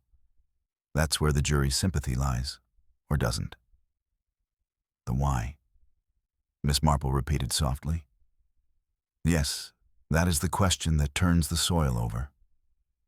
She thought of Mr. Billings at the lectern, his voice amused, almost taunting, and of the letter in his pocket, the one Graves had chosen not to read aloud to the room. "That letter," she said. "Was it from Miss Pritchard after all?"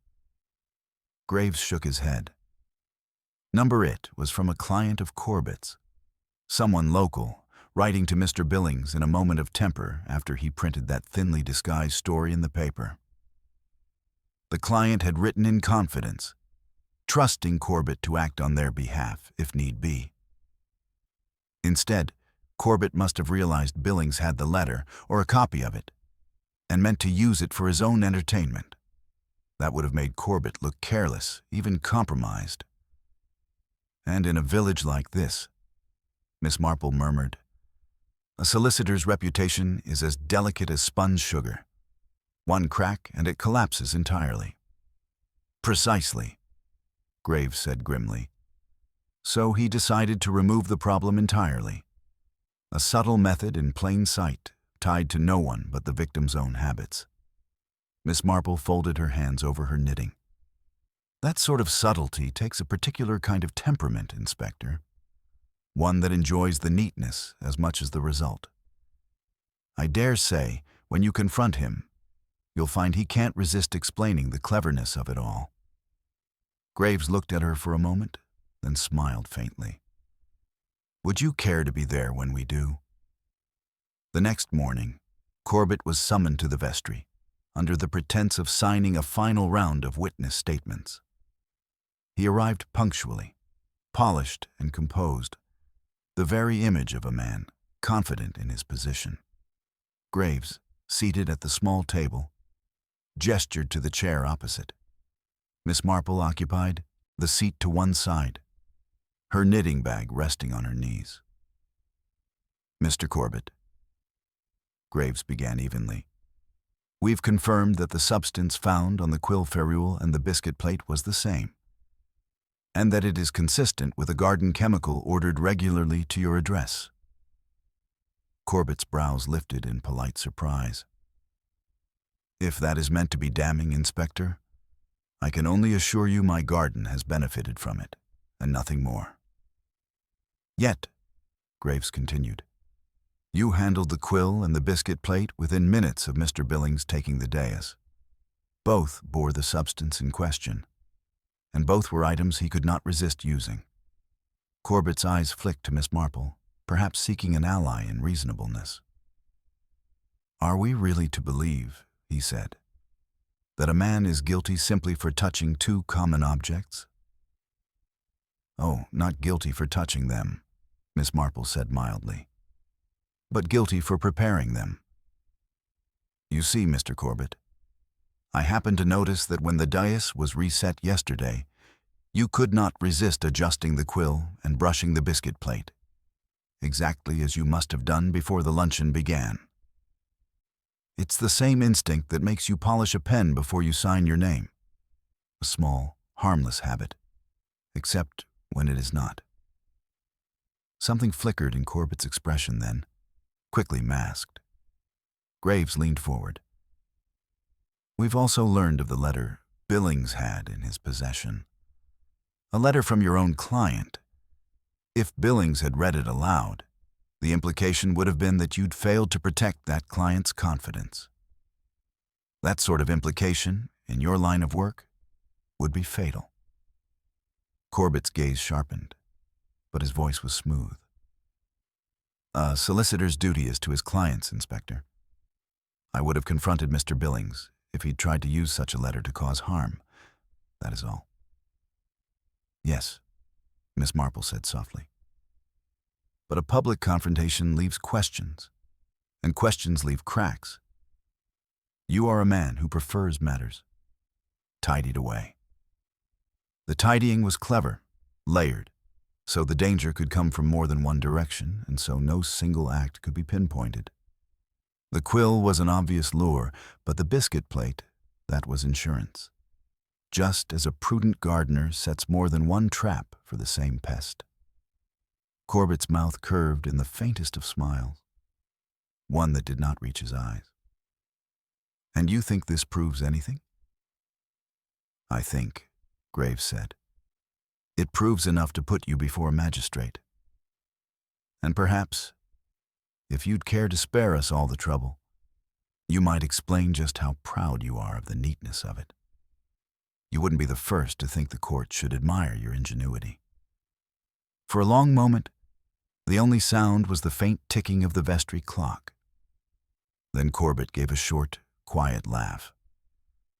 You see too much between the lines, Miss Marple. And you, Inspector, put far too much stock in it. But I'll admit, it was neat, elegant even. He could have refused the quill, you know. Could have ignored the biscuit. But vanity and appetite are such reliable levers. Miss Marple inclined her head. Yes, and they are so often the undoing of those who count on them in others. The confession, partial though it was enough. Graves had Ellery escort Corbett away, the man still holding himself with the dignity of someone determined to see the game through to the end. When the door closed, Graves let out a slow breath. Well, Miss Marple, I believe that draws the curtain. Not quite, she said, gathering her knitting. The curtain may fall for us, but in the village the play will run on for some weeks yet, retold over tea tables, embroidered with each telling. In the end, the truth will matter less to them than the story they prefer. As she stepped out into the autumn sunlight, the green lay before her as it always had. The beech trees stirring in the breeze, the cottages neat in their rows, the parish hall standing calm and ordinary again. Life in Little Bramble would go on. Gardens tended, committees convened, gossip renewed. But beneath it all, the memory of the quill and the biscuit would linger. A quiet reminder that in the smallest of places, human nature still contrived its grandest dramas. The day after Corbett's arrest dawned soft and gray, the kind of colorless morning that seemed to draw the edges in on the village, making Little Bramble feel smaller than usual. The news had already spread, as such things always did, traveling faster than the post and with far more embellishment. In kitchens and parlors, voices dipped to urgent whispers whenever a footstep passed the window. Miss Marple, however, did not hurry to join the gossip. She sat by the small fire in her lodgings, finishing the heel of a sock, her mind contentedly turning over the events as one might admire the smoothness of a well-polished stone. It was not satisfaction she felt exactly. Murder was never a thing to take pride in solving, but rather the quiet reassurance that the threads had been gathered in, the pattern made whole. She had been invited to take tea at the vicarage that morning, a summons she accepted without hesitation.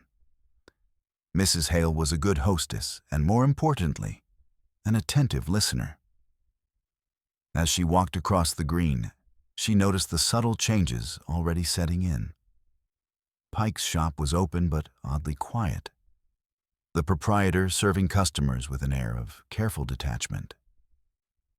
Beatrice was visible through the window of her mother's parlor, head bent over a notebook. Though whether she was writing or merely pretending to, Miss Marple could not tell.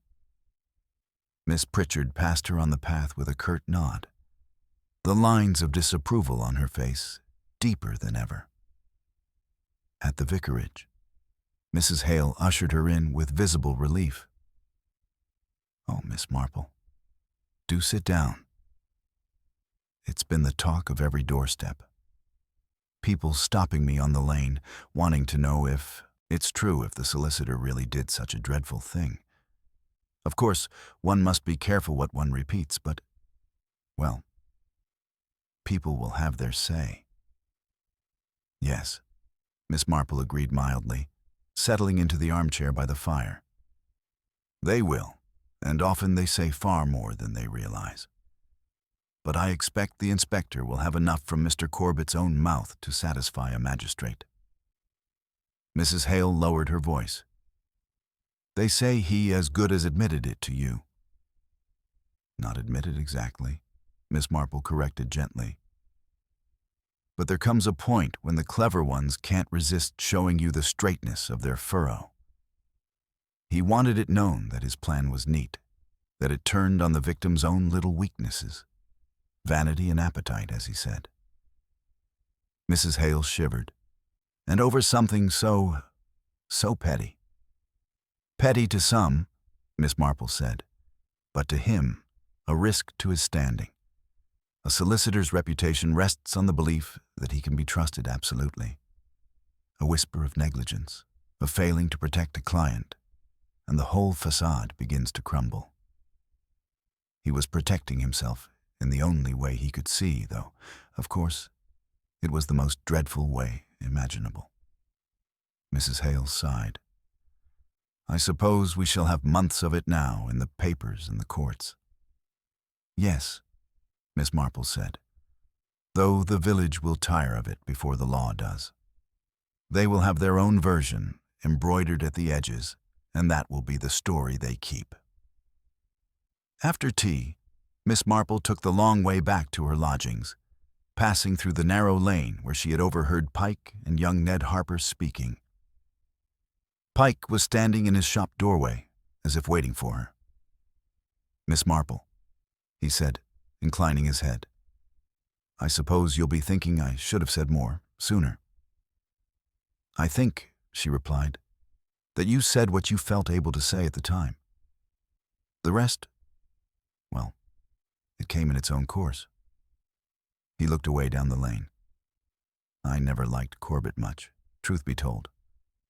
But I didn't think he had that in him. He was too careful. Guess I was wrong. Not entirely wrong, Miss Marple said. Careful people rarely show their hand unless they believe the trick will go unnoticed. It's why they sometimes succeed, and why, in the end, they fail. Pike gave a slow nod, as if turning that over in his mind, and she left him to it. By the time she reached the green again, the parish hall was open, the committee preparing for its next event, already looking to reclaim the space from the shadow of the luncheon. Mrs. Pennington was at the center, directing the placement of tables as if nothing untoward had ever happened there. Yet even she lowered her voice when Miss Marple passed. My dear, I've been meaning to tell you, Mrs. Pennington said, stepping aside from the bustle. We owe you a great deal. If it weren't for your eye for the little things, why, who knows how long it might have taken. Miss Marple shook her head. Oh no, Mrs. Pennington. You all provided the pieces. I merely happened to see how they fitted together. The other woman sniffed, though whether in modest disagreement or to hold back some remark about the luncheon's disruption, Miss Marple could not say. That afternoon, Inspector Graves called at her lodgings. He looked more at ease than he had in days. They've charged him, he said without preamble. Corbett's solicitor from the county tried to rattle me about the evidence, but between the chemical traces, the witness statements, and his own words, well, it's enough to see him held without bail. I'm glad, Miss Marple said. Not glad for him, of course, but glad for the village. It is easier to bear when the uncertainty is gone. Graves nodded. It's a tidy case, thanks to you. You saw the shape of it before I did. Miss Marple smiled faintly. I have the advantage of being thought harmless, Inspector. People will say and do the most extraordinary things in front of an old lady with her knitting. He laughed at that, then grew thoughtful. I sometimes think I'd like to have you on staff, but I suspect you wouldn't care for the paperwork. No, she agreed. I should not. And besides, my garden would never forgive me.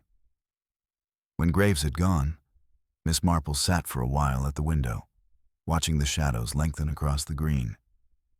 Life was already returning to its usual rhythms.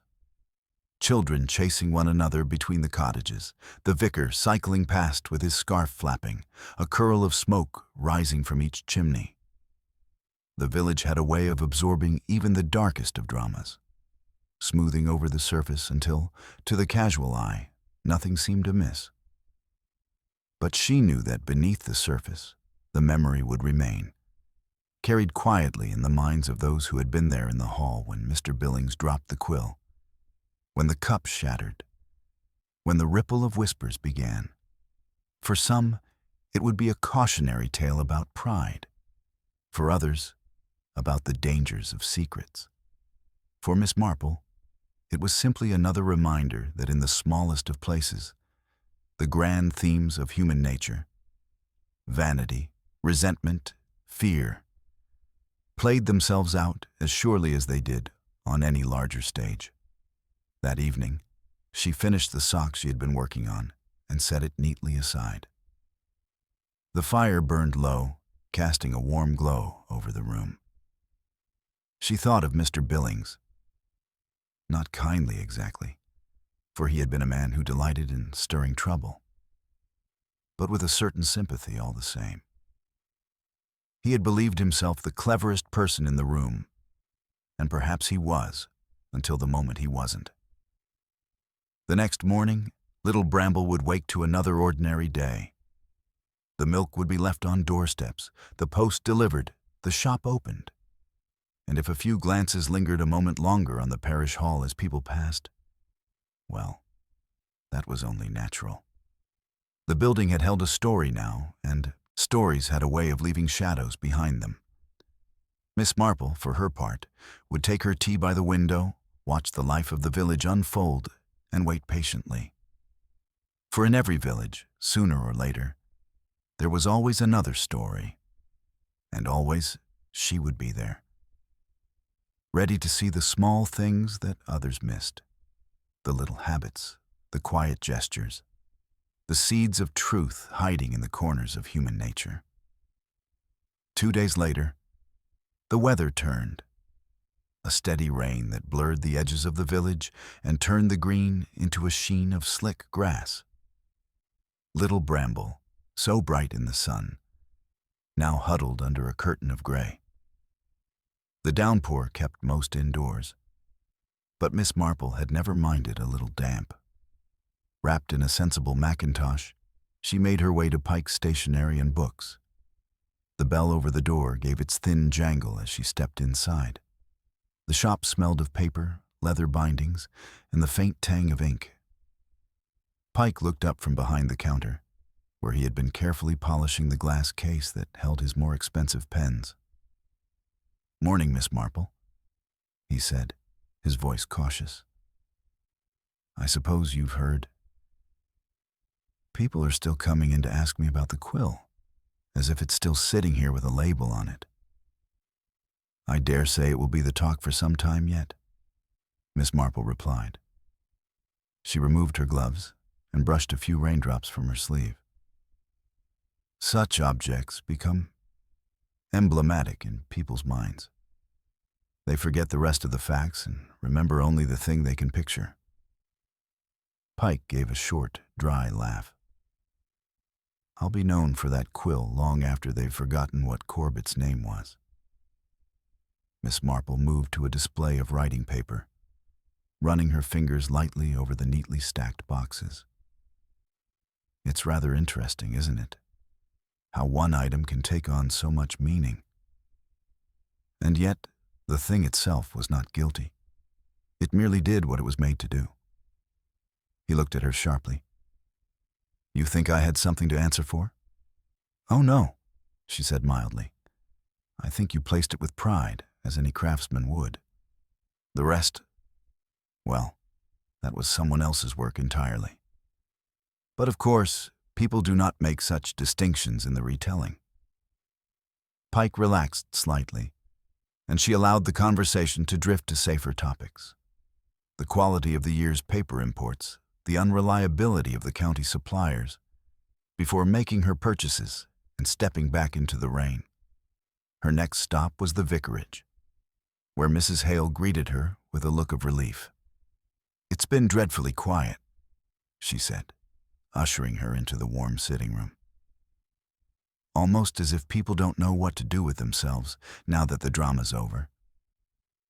Though between ourselves, I don't think Mrs. Pennington has given up the hope of turning it into a talk for the Women's Guild. She's been practicing her pauses." Miss Marple smiled faintly. The temptation to present oneself as part of an important story can be very strong. People like to place themselves in the scene, even if their role was only to pour the tea. Mrs. Hale lowered her voice. They say Corbett has refused visitors, not even his sister in the next county. That would be consistent, Miss Marple said, accepting her tea. A man so concerned with appearances would prefer to keep his circumstances as invisible as possible. It's his way of maintaining control. They sat for a while, in companionable silence, the rain pattering against the window. Miss Marple's thoughts drifted to Beatrice Larkin. She had seen the girl only in passing since Corbett's arrest, always at a distance, never lingering to speak. There was something in her manner, a brittleness that had not been there before, that made Miss Marple think she might have been more deeply caught in the affair than anyone had realized. That afternoon, she decided to call at the Larkin house. Mrs. Larkin answered the door, surprised but not unwelcoming. Beatrice is upstairs, she said. She hasn't been herself since the luncheon. Perhaps you can cheer her. Beatrice's room was small and neat, with a writing desk by the window and a scattering of notebooks. She rose when Miss Marple entered, her cheeks coloring faintly. Miss Marple, I wasn't expecting. I thought I might see how you were, Miss Marple said, taking the chair by the desk. It has been a trying time for the village. Beatrice hesitated, then sat opposite. I suppose everyone thinks I made a fool of myself, leaving that poem for Mr. Billings. Not a fool, Miss Marple said gently, only young and hopeful. There's no shame in that. But I think perhaps you saw more that day than you have said. The girl's eyes dropped. I might have, but I didn't want to get anyone into trouble. And then, after it happened, she stopped, twisting her hands. I saw Mr. Corbett at the side table before the luncheon began. He was leaning over, doing something with the plate of biscuits. I thought he was just moving it out of the way. But his fingers, he was rubbing something on one of them. I didn't think it mattered. Not until later. That must have been a heavy thing to keep to yourself, Miss Marple said softly. But you've done the right thing in telling me now. It confirms what the inspector already suspected. Beatrice's shoulders loosened a fraction, as though some weight had shifted. Do you think people will forget? In time, Miss Marple said. Stories fade, even if the memory lingers. You will make other impressions, better ones. When she left the Larkin house, the rain had thinned to a drizzle, and the green glistened under the dim light. She crossed it slowly, pausing for a moment to look at the parish hall. Already the committee had decorated it with early autumn arrangements for the next gathering. The place where the dais had stood was bare now, just another patch of floor, scrubbed clean. The following morning brought an unexpected visitor, Ned Harper. He stood on her doorstep, hat in hand, looking slightly sheepish. Miss Marple, I thought I should thank you for sorting it out. I've been thinking about how close I came to writing something in the paper that might have made it worse for someone innocent. Miss Marple invited him in. A reporter's duty is to seek truth, Mr. Harper. But sometimes the truth requires patience. It doesn't always arrive in time for the next edition. He nodded ruefully. I suppose I was a bit too keen to make a splash. Billings knew how to draw that out of people. He had a way of making you feel you were part of something important, even if it wasn't the sort of important you wanted. Yes, Miss Marple agreed, and that is a dangerous gift in the wrong hands. By the week's end, the village had begun to shift its attention back to more ordinary concerns. The matter of the luncheon became another story to file alongside the flood of 42 and the mysterious disappearance of Mrs. Cattrall's best silver spoons. People would still tell it, but with fewer details each time, until it became a neatly rounded anecdote rather than the sharp, troubling thing it had been. On Sunday, Miss Marple attended the morning service. The congregation was smaller than usual, perhaps because of the lingering rain, but the vicar's sermon was as steady as ever. As they filed out, Mrs. Pennington caught her arm. "You know," she said, lowering her voice, "I do believe this business has brought the village closer together. Everyone has been so very attentive." Miss Marple smiled. "Yes, that is often the case. A shared experience, however unpleasant, can knit people together, though the stitches are not always permanent." As she walked home, she reflected on that.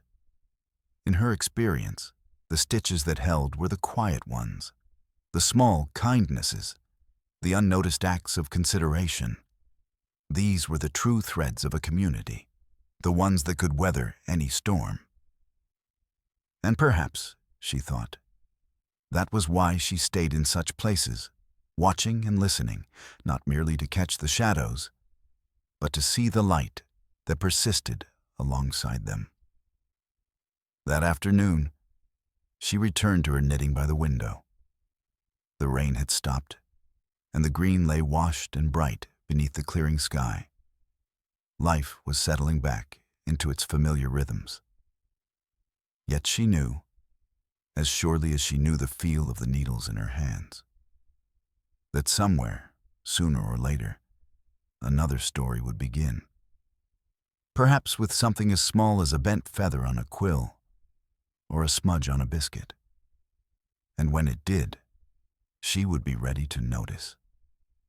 By the second week after Corbett's arrest, Little Bramble had slipped almost entirely back into its everyday pattern. The postman's whistle once again marked the rhythm of the morning.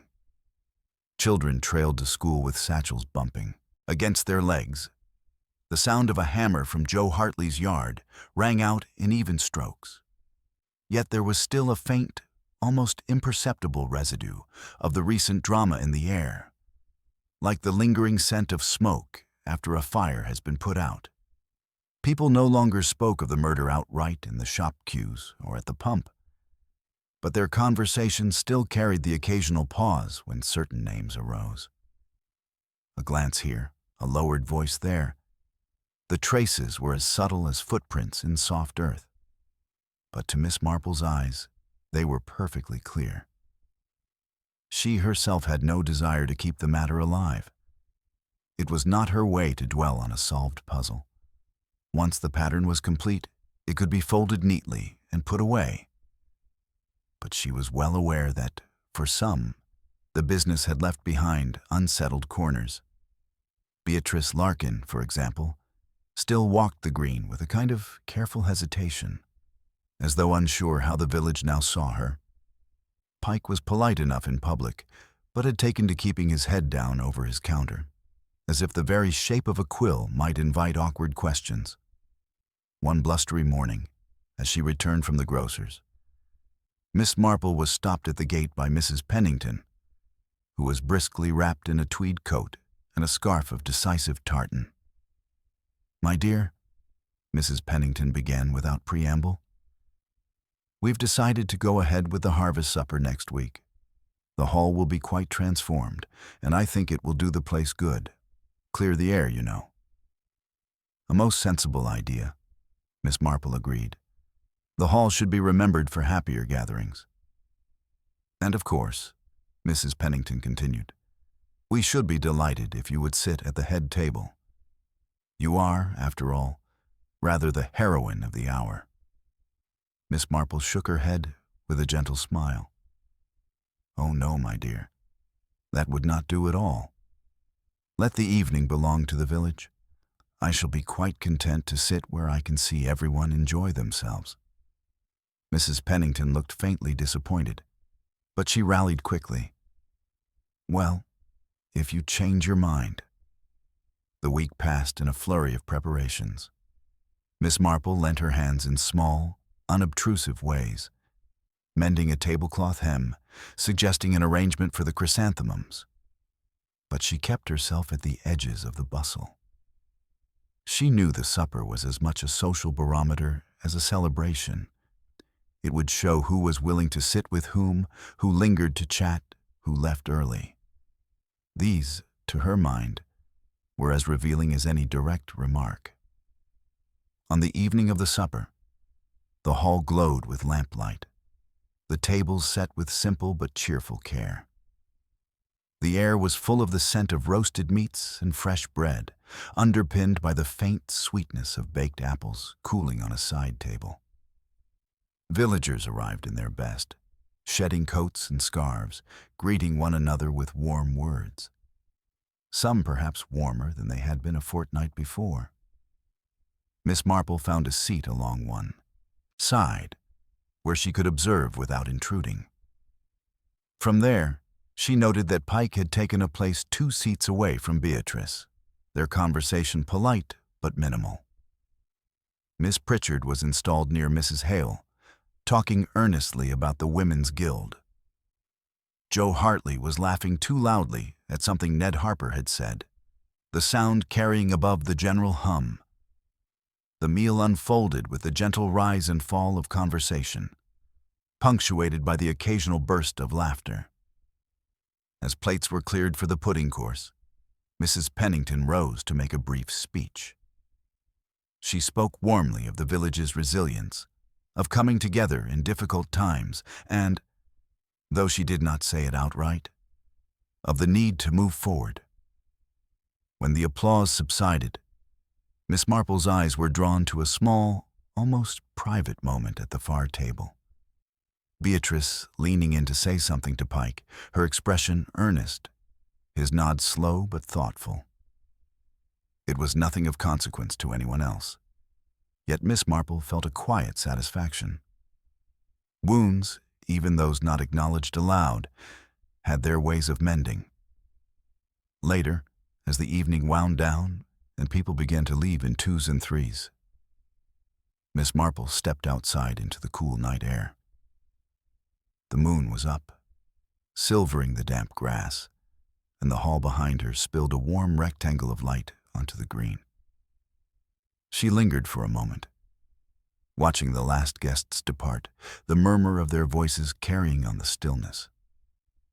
Inspector Graves, who had attended quietly at one of the tables, joined her.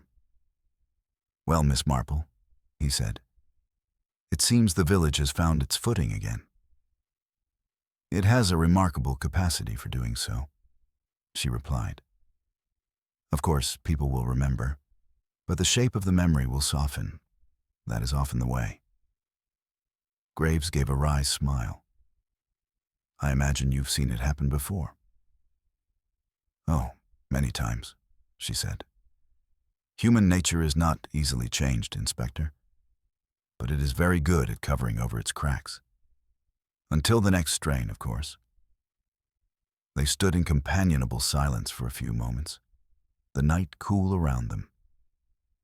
At last, Graves said, "I don't suppose you'd ever consider putting your mind to other cases further afield? The way you see things, well, it's not something you come across often." Miss Marple's smile was small but genuine. "I've always found that cases have a way of coming to one, Inspector. One needn't go looking for them. Life provides its own opportunities." The last of the guests had gone, the hall door closing with a gentle thud. Miss Marple took her leave of the inspector and began the short walk back to her lodgings. The village lay quiet under the moon, the cottages dark but peaceful. Somewhere, a dog barked once, then settled. At her cottage, she lit a small lamp and set her knitting in her lap. Outside, the night was still. But within her mind, there was the faint, familiar awareness that always came after such matters were laid to rest. Not the end of something, but the space between. She knew, with the calm certainty of long experience, that sooner or later another knot would present itself in the even weave of village life. For now, though, she was content to let the pattern rest. The quill and the biscuit plate were already fading into the village's store of remembered stories, filed alongside past scandals and mysteries. In time, they would become just another tale told to newcomers on a rainy afternoon, a half-true anecdote embroidered for effect. And if, in the telling, her own part in it was reduced to that nice Miss Marple who happened to notice, she would not mind in the least. She leaned back in her chair, the lamplight warm on her hands, and let the steady click of the needles fill the room. Outside, little Bramble slept, unaware that it was, in its quiet way, the perfect stage for all the great dramas of human nature, played out not in grand theaters, but in parish halls and over tea tables, in the small, telling moments that most would pass by without a second thought. And in that quiet, Miss Marple allowed herself the smallest of smiles. For she would be there, as always, ready to see what others missed. The days after the harvest supper brought a calm that felt almost deliberate, as if little Bramble had decided, in its collective wisdom, that the best way to heal was to behave as though nothing unusual had ever occurred. Shops kept their regular hours. The postman whistled his way along the lanes, and Mrs. Pennington was already discussing the Christmas fete with her usual air of proprietorial importance. Yet for all the outward normality, Miss Marple knew that beneath the surface there remained the subtle eddies that follow any great disturbance. People were a little quicker to greet each other in the street, as if proving there was no lingering suspicion. Conversations were kept cheerfully on safe topics. The village had closed ranks, as villages do when an uncomfortable chapter is better left behind. One morning, as she returned from a stroll to the edge of the common, Miss Marple paused at the churchyard gate. The vicar was kneeling among the headstones, clipping back ivy from the base of a worn monument. He rose when he saw her, brushing soil from his hands. "My dear Miss Marple," he said warmly, "I must thank you. Not merely for your assistance in recent matters, but for the quiet way you've gone about it. You've spared us a great deal of unpleasantness." Miss Marple inclined her head. "It is always best, I think, to disturb the surface no more than necessary. People settle more quickly that way." The vicar smiled. "You know, I've sometimes thought the parish runs more smoothly when the women take the lead. Mrs. Pennington would be insufferable to admit it, of course, but she listens to you more than she realizes." They parted with mutual goodwill, and Miss Marple continued into the village, her mind drifting to her own quiet philosophy of such matters, that while truth must be brought to light, it need not be blazed about like a bonfire. A candle was often quite sufficient. That afternoon, she stopped in at Pike's shop for a new packet of knitting needles. The bell over the door tinkled, and Pike looked up from his ledger. His manner was more relaxed than it had been in weeks. "Miss Marple," he said with a nod, "I've been meaning to tell you, the county paper sent a man round yesterday asking after the quill. I told him it had been returned to the police, and that was the end of it. No sense in raking it over." "A wise answer," Miss Marple said. "Some things are best left to rest."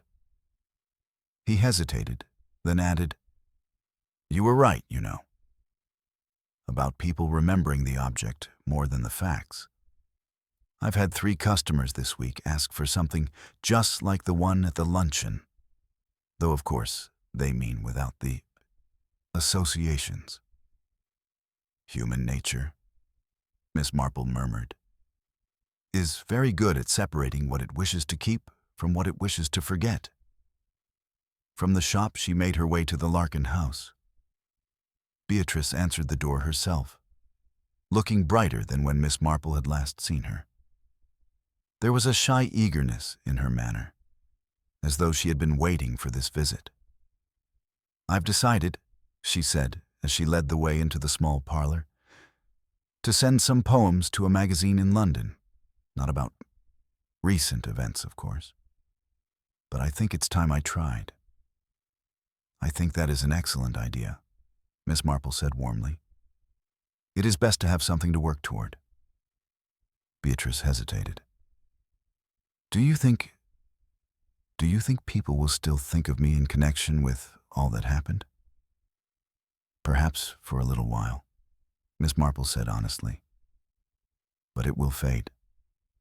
New stories always come along, and people's attention turns to them.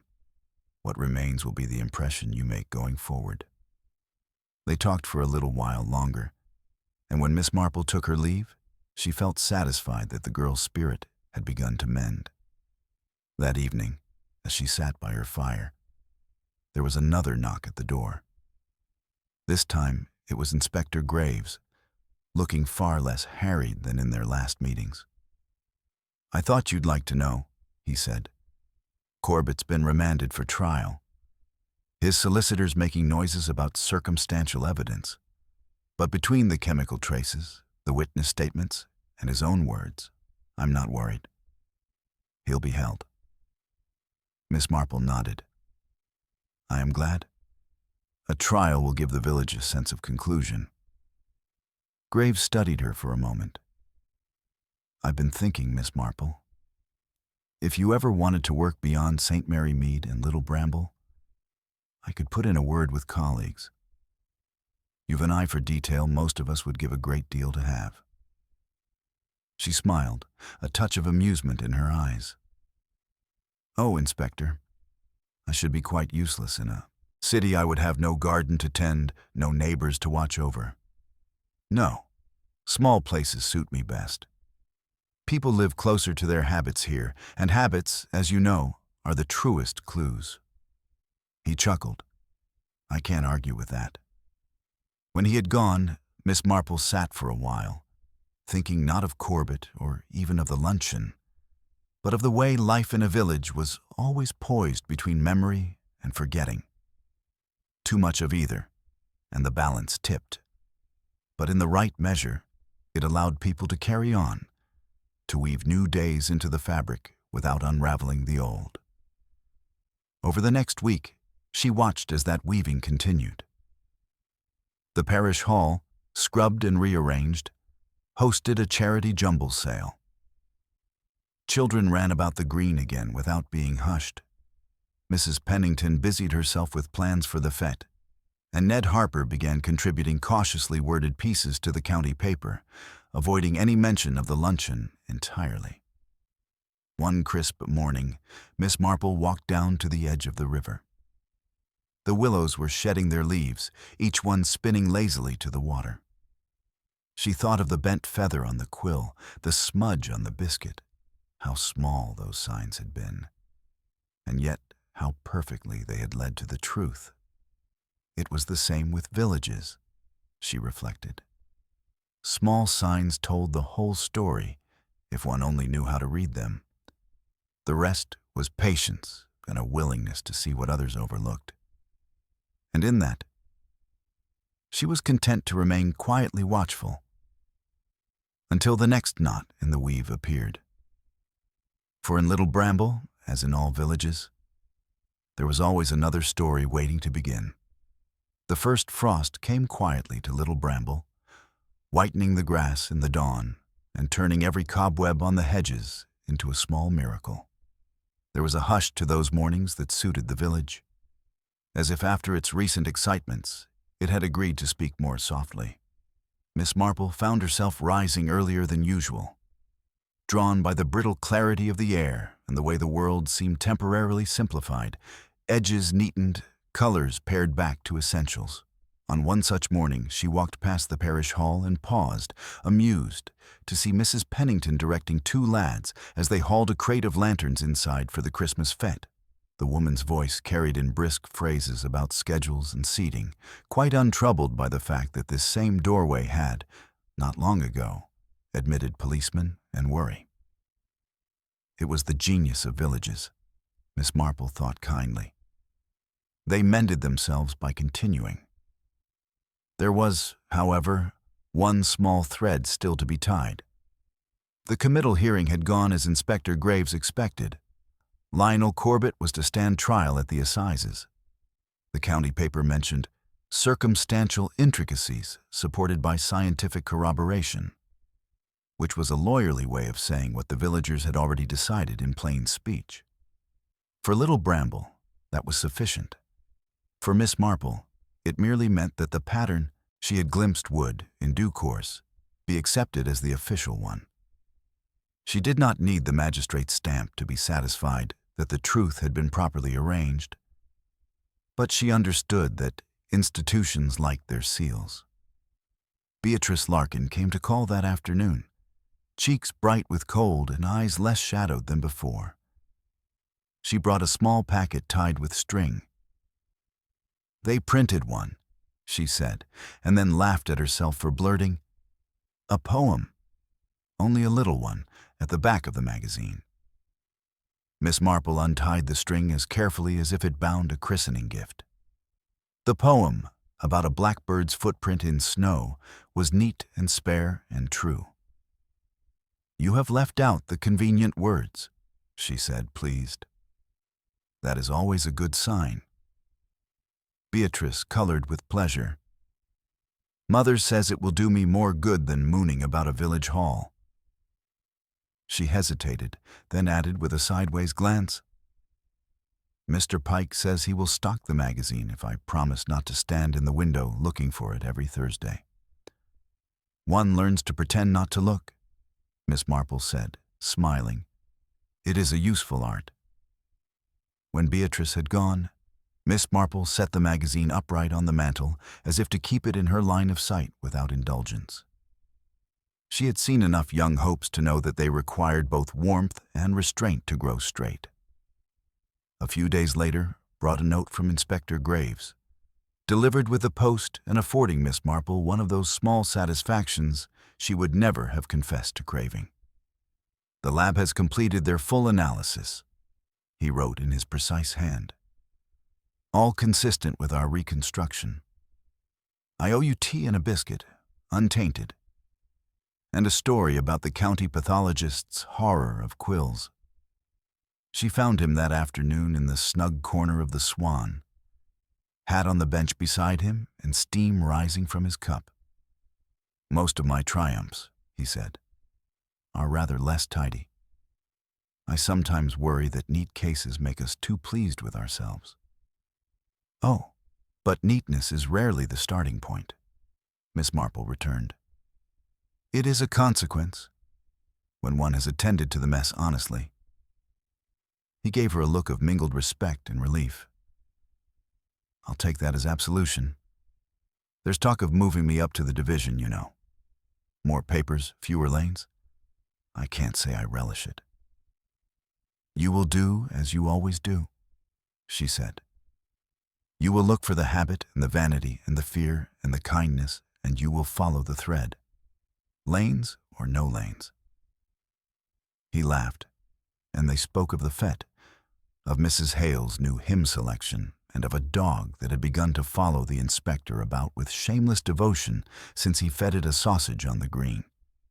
It was not that such talk erased murder. It simply put it back where it belonged, as one item in a large and complicated ledger of human life. On the morning the first snow fell, a shy, tentative flurry that could not decide whether to commit. Miss Marple took a walk to the edge of the common where the willows leaned out over the narrow river. There she happened upon Mr. Pike, who was crouched under the hedge with the air of a man reproving the world for its untidiness. He had dropped a bunch of keys and was attempting, with more zeal than success, to retrieve them with a length of bent wire. "Allow me," Miss Marple said, and from her bag produced, as if by magic, a plain wooden knitting needle. Not the proper use, but the principle holds. Between the two of them, The keys were coaxed out with minimal loss of dignity. Pike, who would have scorned gratitude if it required effusion, said gruffly, "You've a knack for fishing things from unlikely places." "It is mostly patience," Miss Marple said, wiping the damp from the needle with a handkerchief. "And understanding that objects, like people, will often come to you if you don't snatch." He stood, pocketing the keys. "They want me to make a display for Christmas. Fancy pens in a wreath. I told them a pen is not a bauble." "No," Miss Marple agreed, amused. "But people like to believe their instruments are festive, just as they like to believe their stories have morals. In the end, it is all reassurance." He looked at her sidelong. "And are you reassured, Miss Marple?" She considered. "Enough," she said. The letter with the trial's conclusion arrived after the new year. In the taut, unsentimental language the law uses when it wishes to sound like the weather. Corbett had been convicted. The judge remarked upon the cold deliberation of the method and the callous exploitation of a fellow creature's weaknesses. There would be no further theater, no last-minute revelation to redeem or complicate. For the archives of the county, it was a paragraph and a docket number. For Little Bramble, it was the last pin in a map already folded away. Miss Marple read the letter in the morning light and set it beneath the paperweight on her desk. Her lodgings had taken on a comfort she had not expected. There is a peculiar intimacy to rooms that have watched one think. Still, a line had begun to form in her mind. She could feel it as distinctly as the border between two gardens. It was time to return to St. Mary Mead. She made her farewells without fuss. Mrs. Pennington presented her with a jar of mincemeat and a speech that, for once, was shorter than the label. Mrs. Hale pressed upon her a small spray of dried lavender to keep your drawers sweet. Beatrice, shy but determined, brought a folded sheet. Another poem, this one about the sound of lamplight on snow, which delighted Miss Marple with its gentle, impossible image. Joe Hartley tipped his cap with an awkwardness that said more than words. And Pike, after 2 false starts, produced from his counter a modest fountain pen. "An honest nib," he said, as if promising a dog would not bite. "For letters, or for stirring deceit out of tea if it comes to that." At the station, Inspector Graves appeared as the train announced itself with a distant, hollow sigh. He was not a man for displays, and she, who had seen most kinds of goodbye, spared him the need. They spoke of weather and timetables. Then he said, as the carriage doors opened, "I suppose you'll say I ought to keep looking for the habits." "You will," she said, "because you can't help it." "And you," he returned, "will keep knitting while the world confesses into your lap." "It does save one the stiffness of the neck," Miss Marple admitted, and allowed herself to be helped aboard. She chose a seat with a good view of the platform. Villages, she reflected as the engine found its breath, always looked braver from trains. The tidy parcels of hedge and gate and lamplight seemed to declare themselves immune to tragedy, as if tidiness were a spell. It wasn't, of course, but it helped. The train pulled away. Fields unspooled in measured strips, hedges ran beside them like neat stitches, and the sky began the pale work of clearing after snow. Miss Marple took out the pen Pike had pressed upon her and, for the first time, uncapped it. The nib was, as he had promised, honest. It did not scratch or show off. On a small card she had prepared earlier, she wrote 3 notes, one to Mrs. Hale, one to Beatrice, one to Pike. Each no more than a line or 2. The sort of thing that arrives one morning and makes the day sit up straighter. She looked out at the countryside, satisfied. Murder, she knew, was a fact that came and went like weather, altering the shape of days without rewriting the map. What endured were people and their arrangements with one another. Kindnesses, vanities, fears, and fidelities. She had seen enough to know that these too could be lethal in the wrong hands, and luminous in the right. Somewhere behind her, two young women laughed sharply and then lowered their voices into the conspiratorial tone of railway travel. Across the aisle, a man began a letter to someone he did not yet know how to address. Life, orderly and unruly all at once, made its customary claims. Miss Marple replaced the cap on the pen, folded the cards, and slipped them into envelopes. It was time, she decided, to think about bulbs, the ones she had left under the eaves at home, waiting for a proper frost before they would condescend to push. A garden was a better sermon than any judge's summing up. You planted what you wanted more of. You pulled what you could tell would harm, and you accepted that. No matter how careful the plan, some self-sown thing would arrive in spring and ask to be considered. Outside, the light found a field and laid itself down upon it in a clean band, a ribbon of pale promise. Miss Marple closed her eyes briefly, not in piety but in the restful economy of a woman who has put a room to rights and is content to sit a moment before rising to the next. The train carried her along its appointed line. The story, which had begun with a feather and a cup, had finished tidily enough for human work. And if somewhere, in some other parish hall, a hand was even now arranging a dais with just too much care, well, there would be time for that when it came. For now, the frost was beautiful, the hedges straight, and the pen wrote without fuss. The drawing room at Mrs. Pennington's was warm with the faint scent of tea leaves and polish, the curtains drawn against the November dusk. Outside, the wind rattled the last stubborn leaves on the beech trees.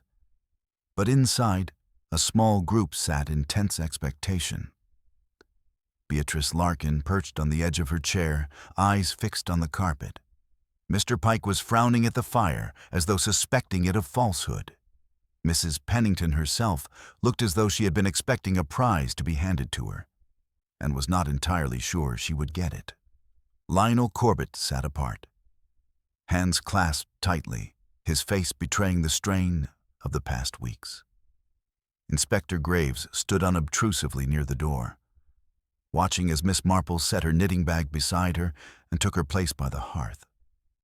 "It is a curious thing," Miss Marple began in her gentle, almost apologetic voice, "how very small details, when placed together, form a picture that is impossible to ignore. But of course, one must first notice them." No one spoke. She continued. "At the luncheon, we all assumed Mr. Billings was struck down without warning. And indeed, to the eye, it appeared so. But there was something about the way his hand trembled before the cup fell, and the manner in which the quill rolled away from him, that suggested a deliberate placement." She looked briefly at Mr. Pike. "I asked you whether the quill's feather had been bent when you sold it. You said no. That meant it was handled roughly, likely when someone used it for another purpose. Later, I recalled that a quill, when dipped, can hold more than ink." Corbett shifted uneasily. "Dr. Summers told us the poison could have been introduced in liquid form shortly before Mr. Billings drank. Yet no one saw anyone pour it into his tea. That was the clever part. The poison was brushed onto the biscuit he ate, using the quill itself as the instrument. No smell, no taste, and quite invisible once it dried. It required only that the victim handle the quill, perhaps absent-mindedly touch the biscuit, and then eat." Beatrice glanced up in sudden comprehension. "That's why he made such a show of using the pen during his talk?" "Exactly, my dear. And more to the point, it explains the smudge I saw on the plate. The faintest trace of ink and something else. Something that caught the light differently. She folded her hands in her lap. But who could have managed it without being noticed? That required both proximity and confidence. Which brings us to motive. Mr. Corbett, you stood to gain considerably from Mr. Billings's sudden death, both in the matter of a disputed manuscript and in certain unpleasant letters he was preparing to publish. Corbett's jaw tightened. You can't prove I... Oh, but the habit gives you away, Miss Marple interrupted, almost kindly. You see, you have a particular way of testing a pen. Dipping it once, then giving it a small shake to the left before writing. I saw you do it in the hall when you signed the luncheon guest book. The same movement would be enough to load the nib with your preparation. Graves stepped forward, producing a small envelope. The lab found traces in the Quill's hollow shaft, matches the residue in Corbett's rooms. There was a moment's silence, broken only by the tick of the mantel clock. Corbett's face went slack, then hardened into something grim and defiant. He would have ruined me, he said flatly. Everything I'd built, gone in a week. Ruination, Miss Marple said softly, is a far more common motive than greed. People will forgive the loss of money sooner than they will the loss of standing. Graves moved to take Corbett away, and the room let out the breath it had been holding. Mrs. Pennington, half relieved and half disappointed not to be the one making the grand announcement, poured tea. Pike muttered something about the deceitfulness of pens.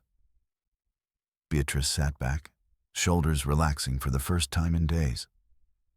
Miss Marple sipped her tea without fuss. In her mind, the pattern was complete. The bent feather, the smudge on porcelain, the telltale flick of a hand. Such things never lied, if one knew how to read them. And that, she thought, was all the detective's art amounted to in the end. The patient watching of people until they told you, in 100 tiny ways, what they never meant you to hear. Outside, the wind moved through the beeches, scattering the last leaves like the final pages of a book.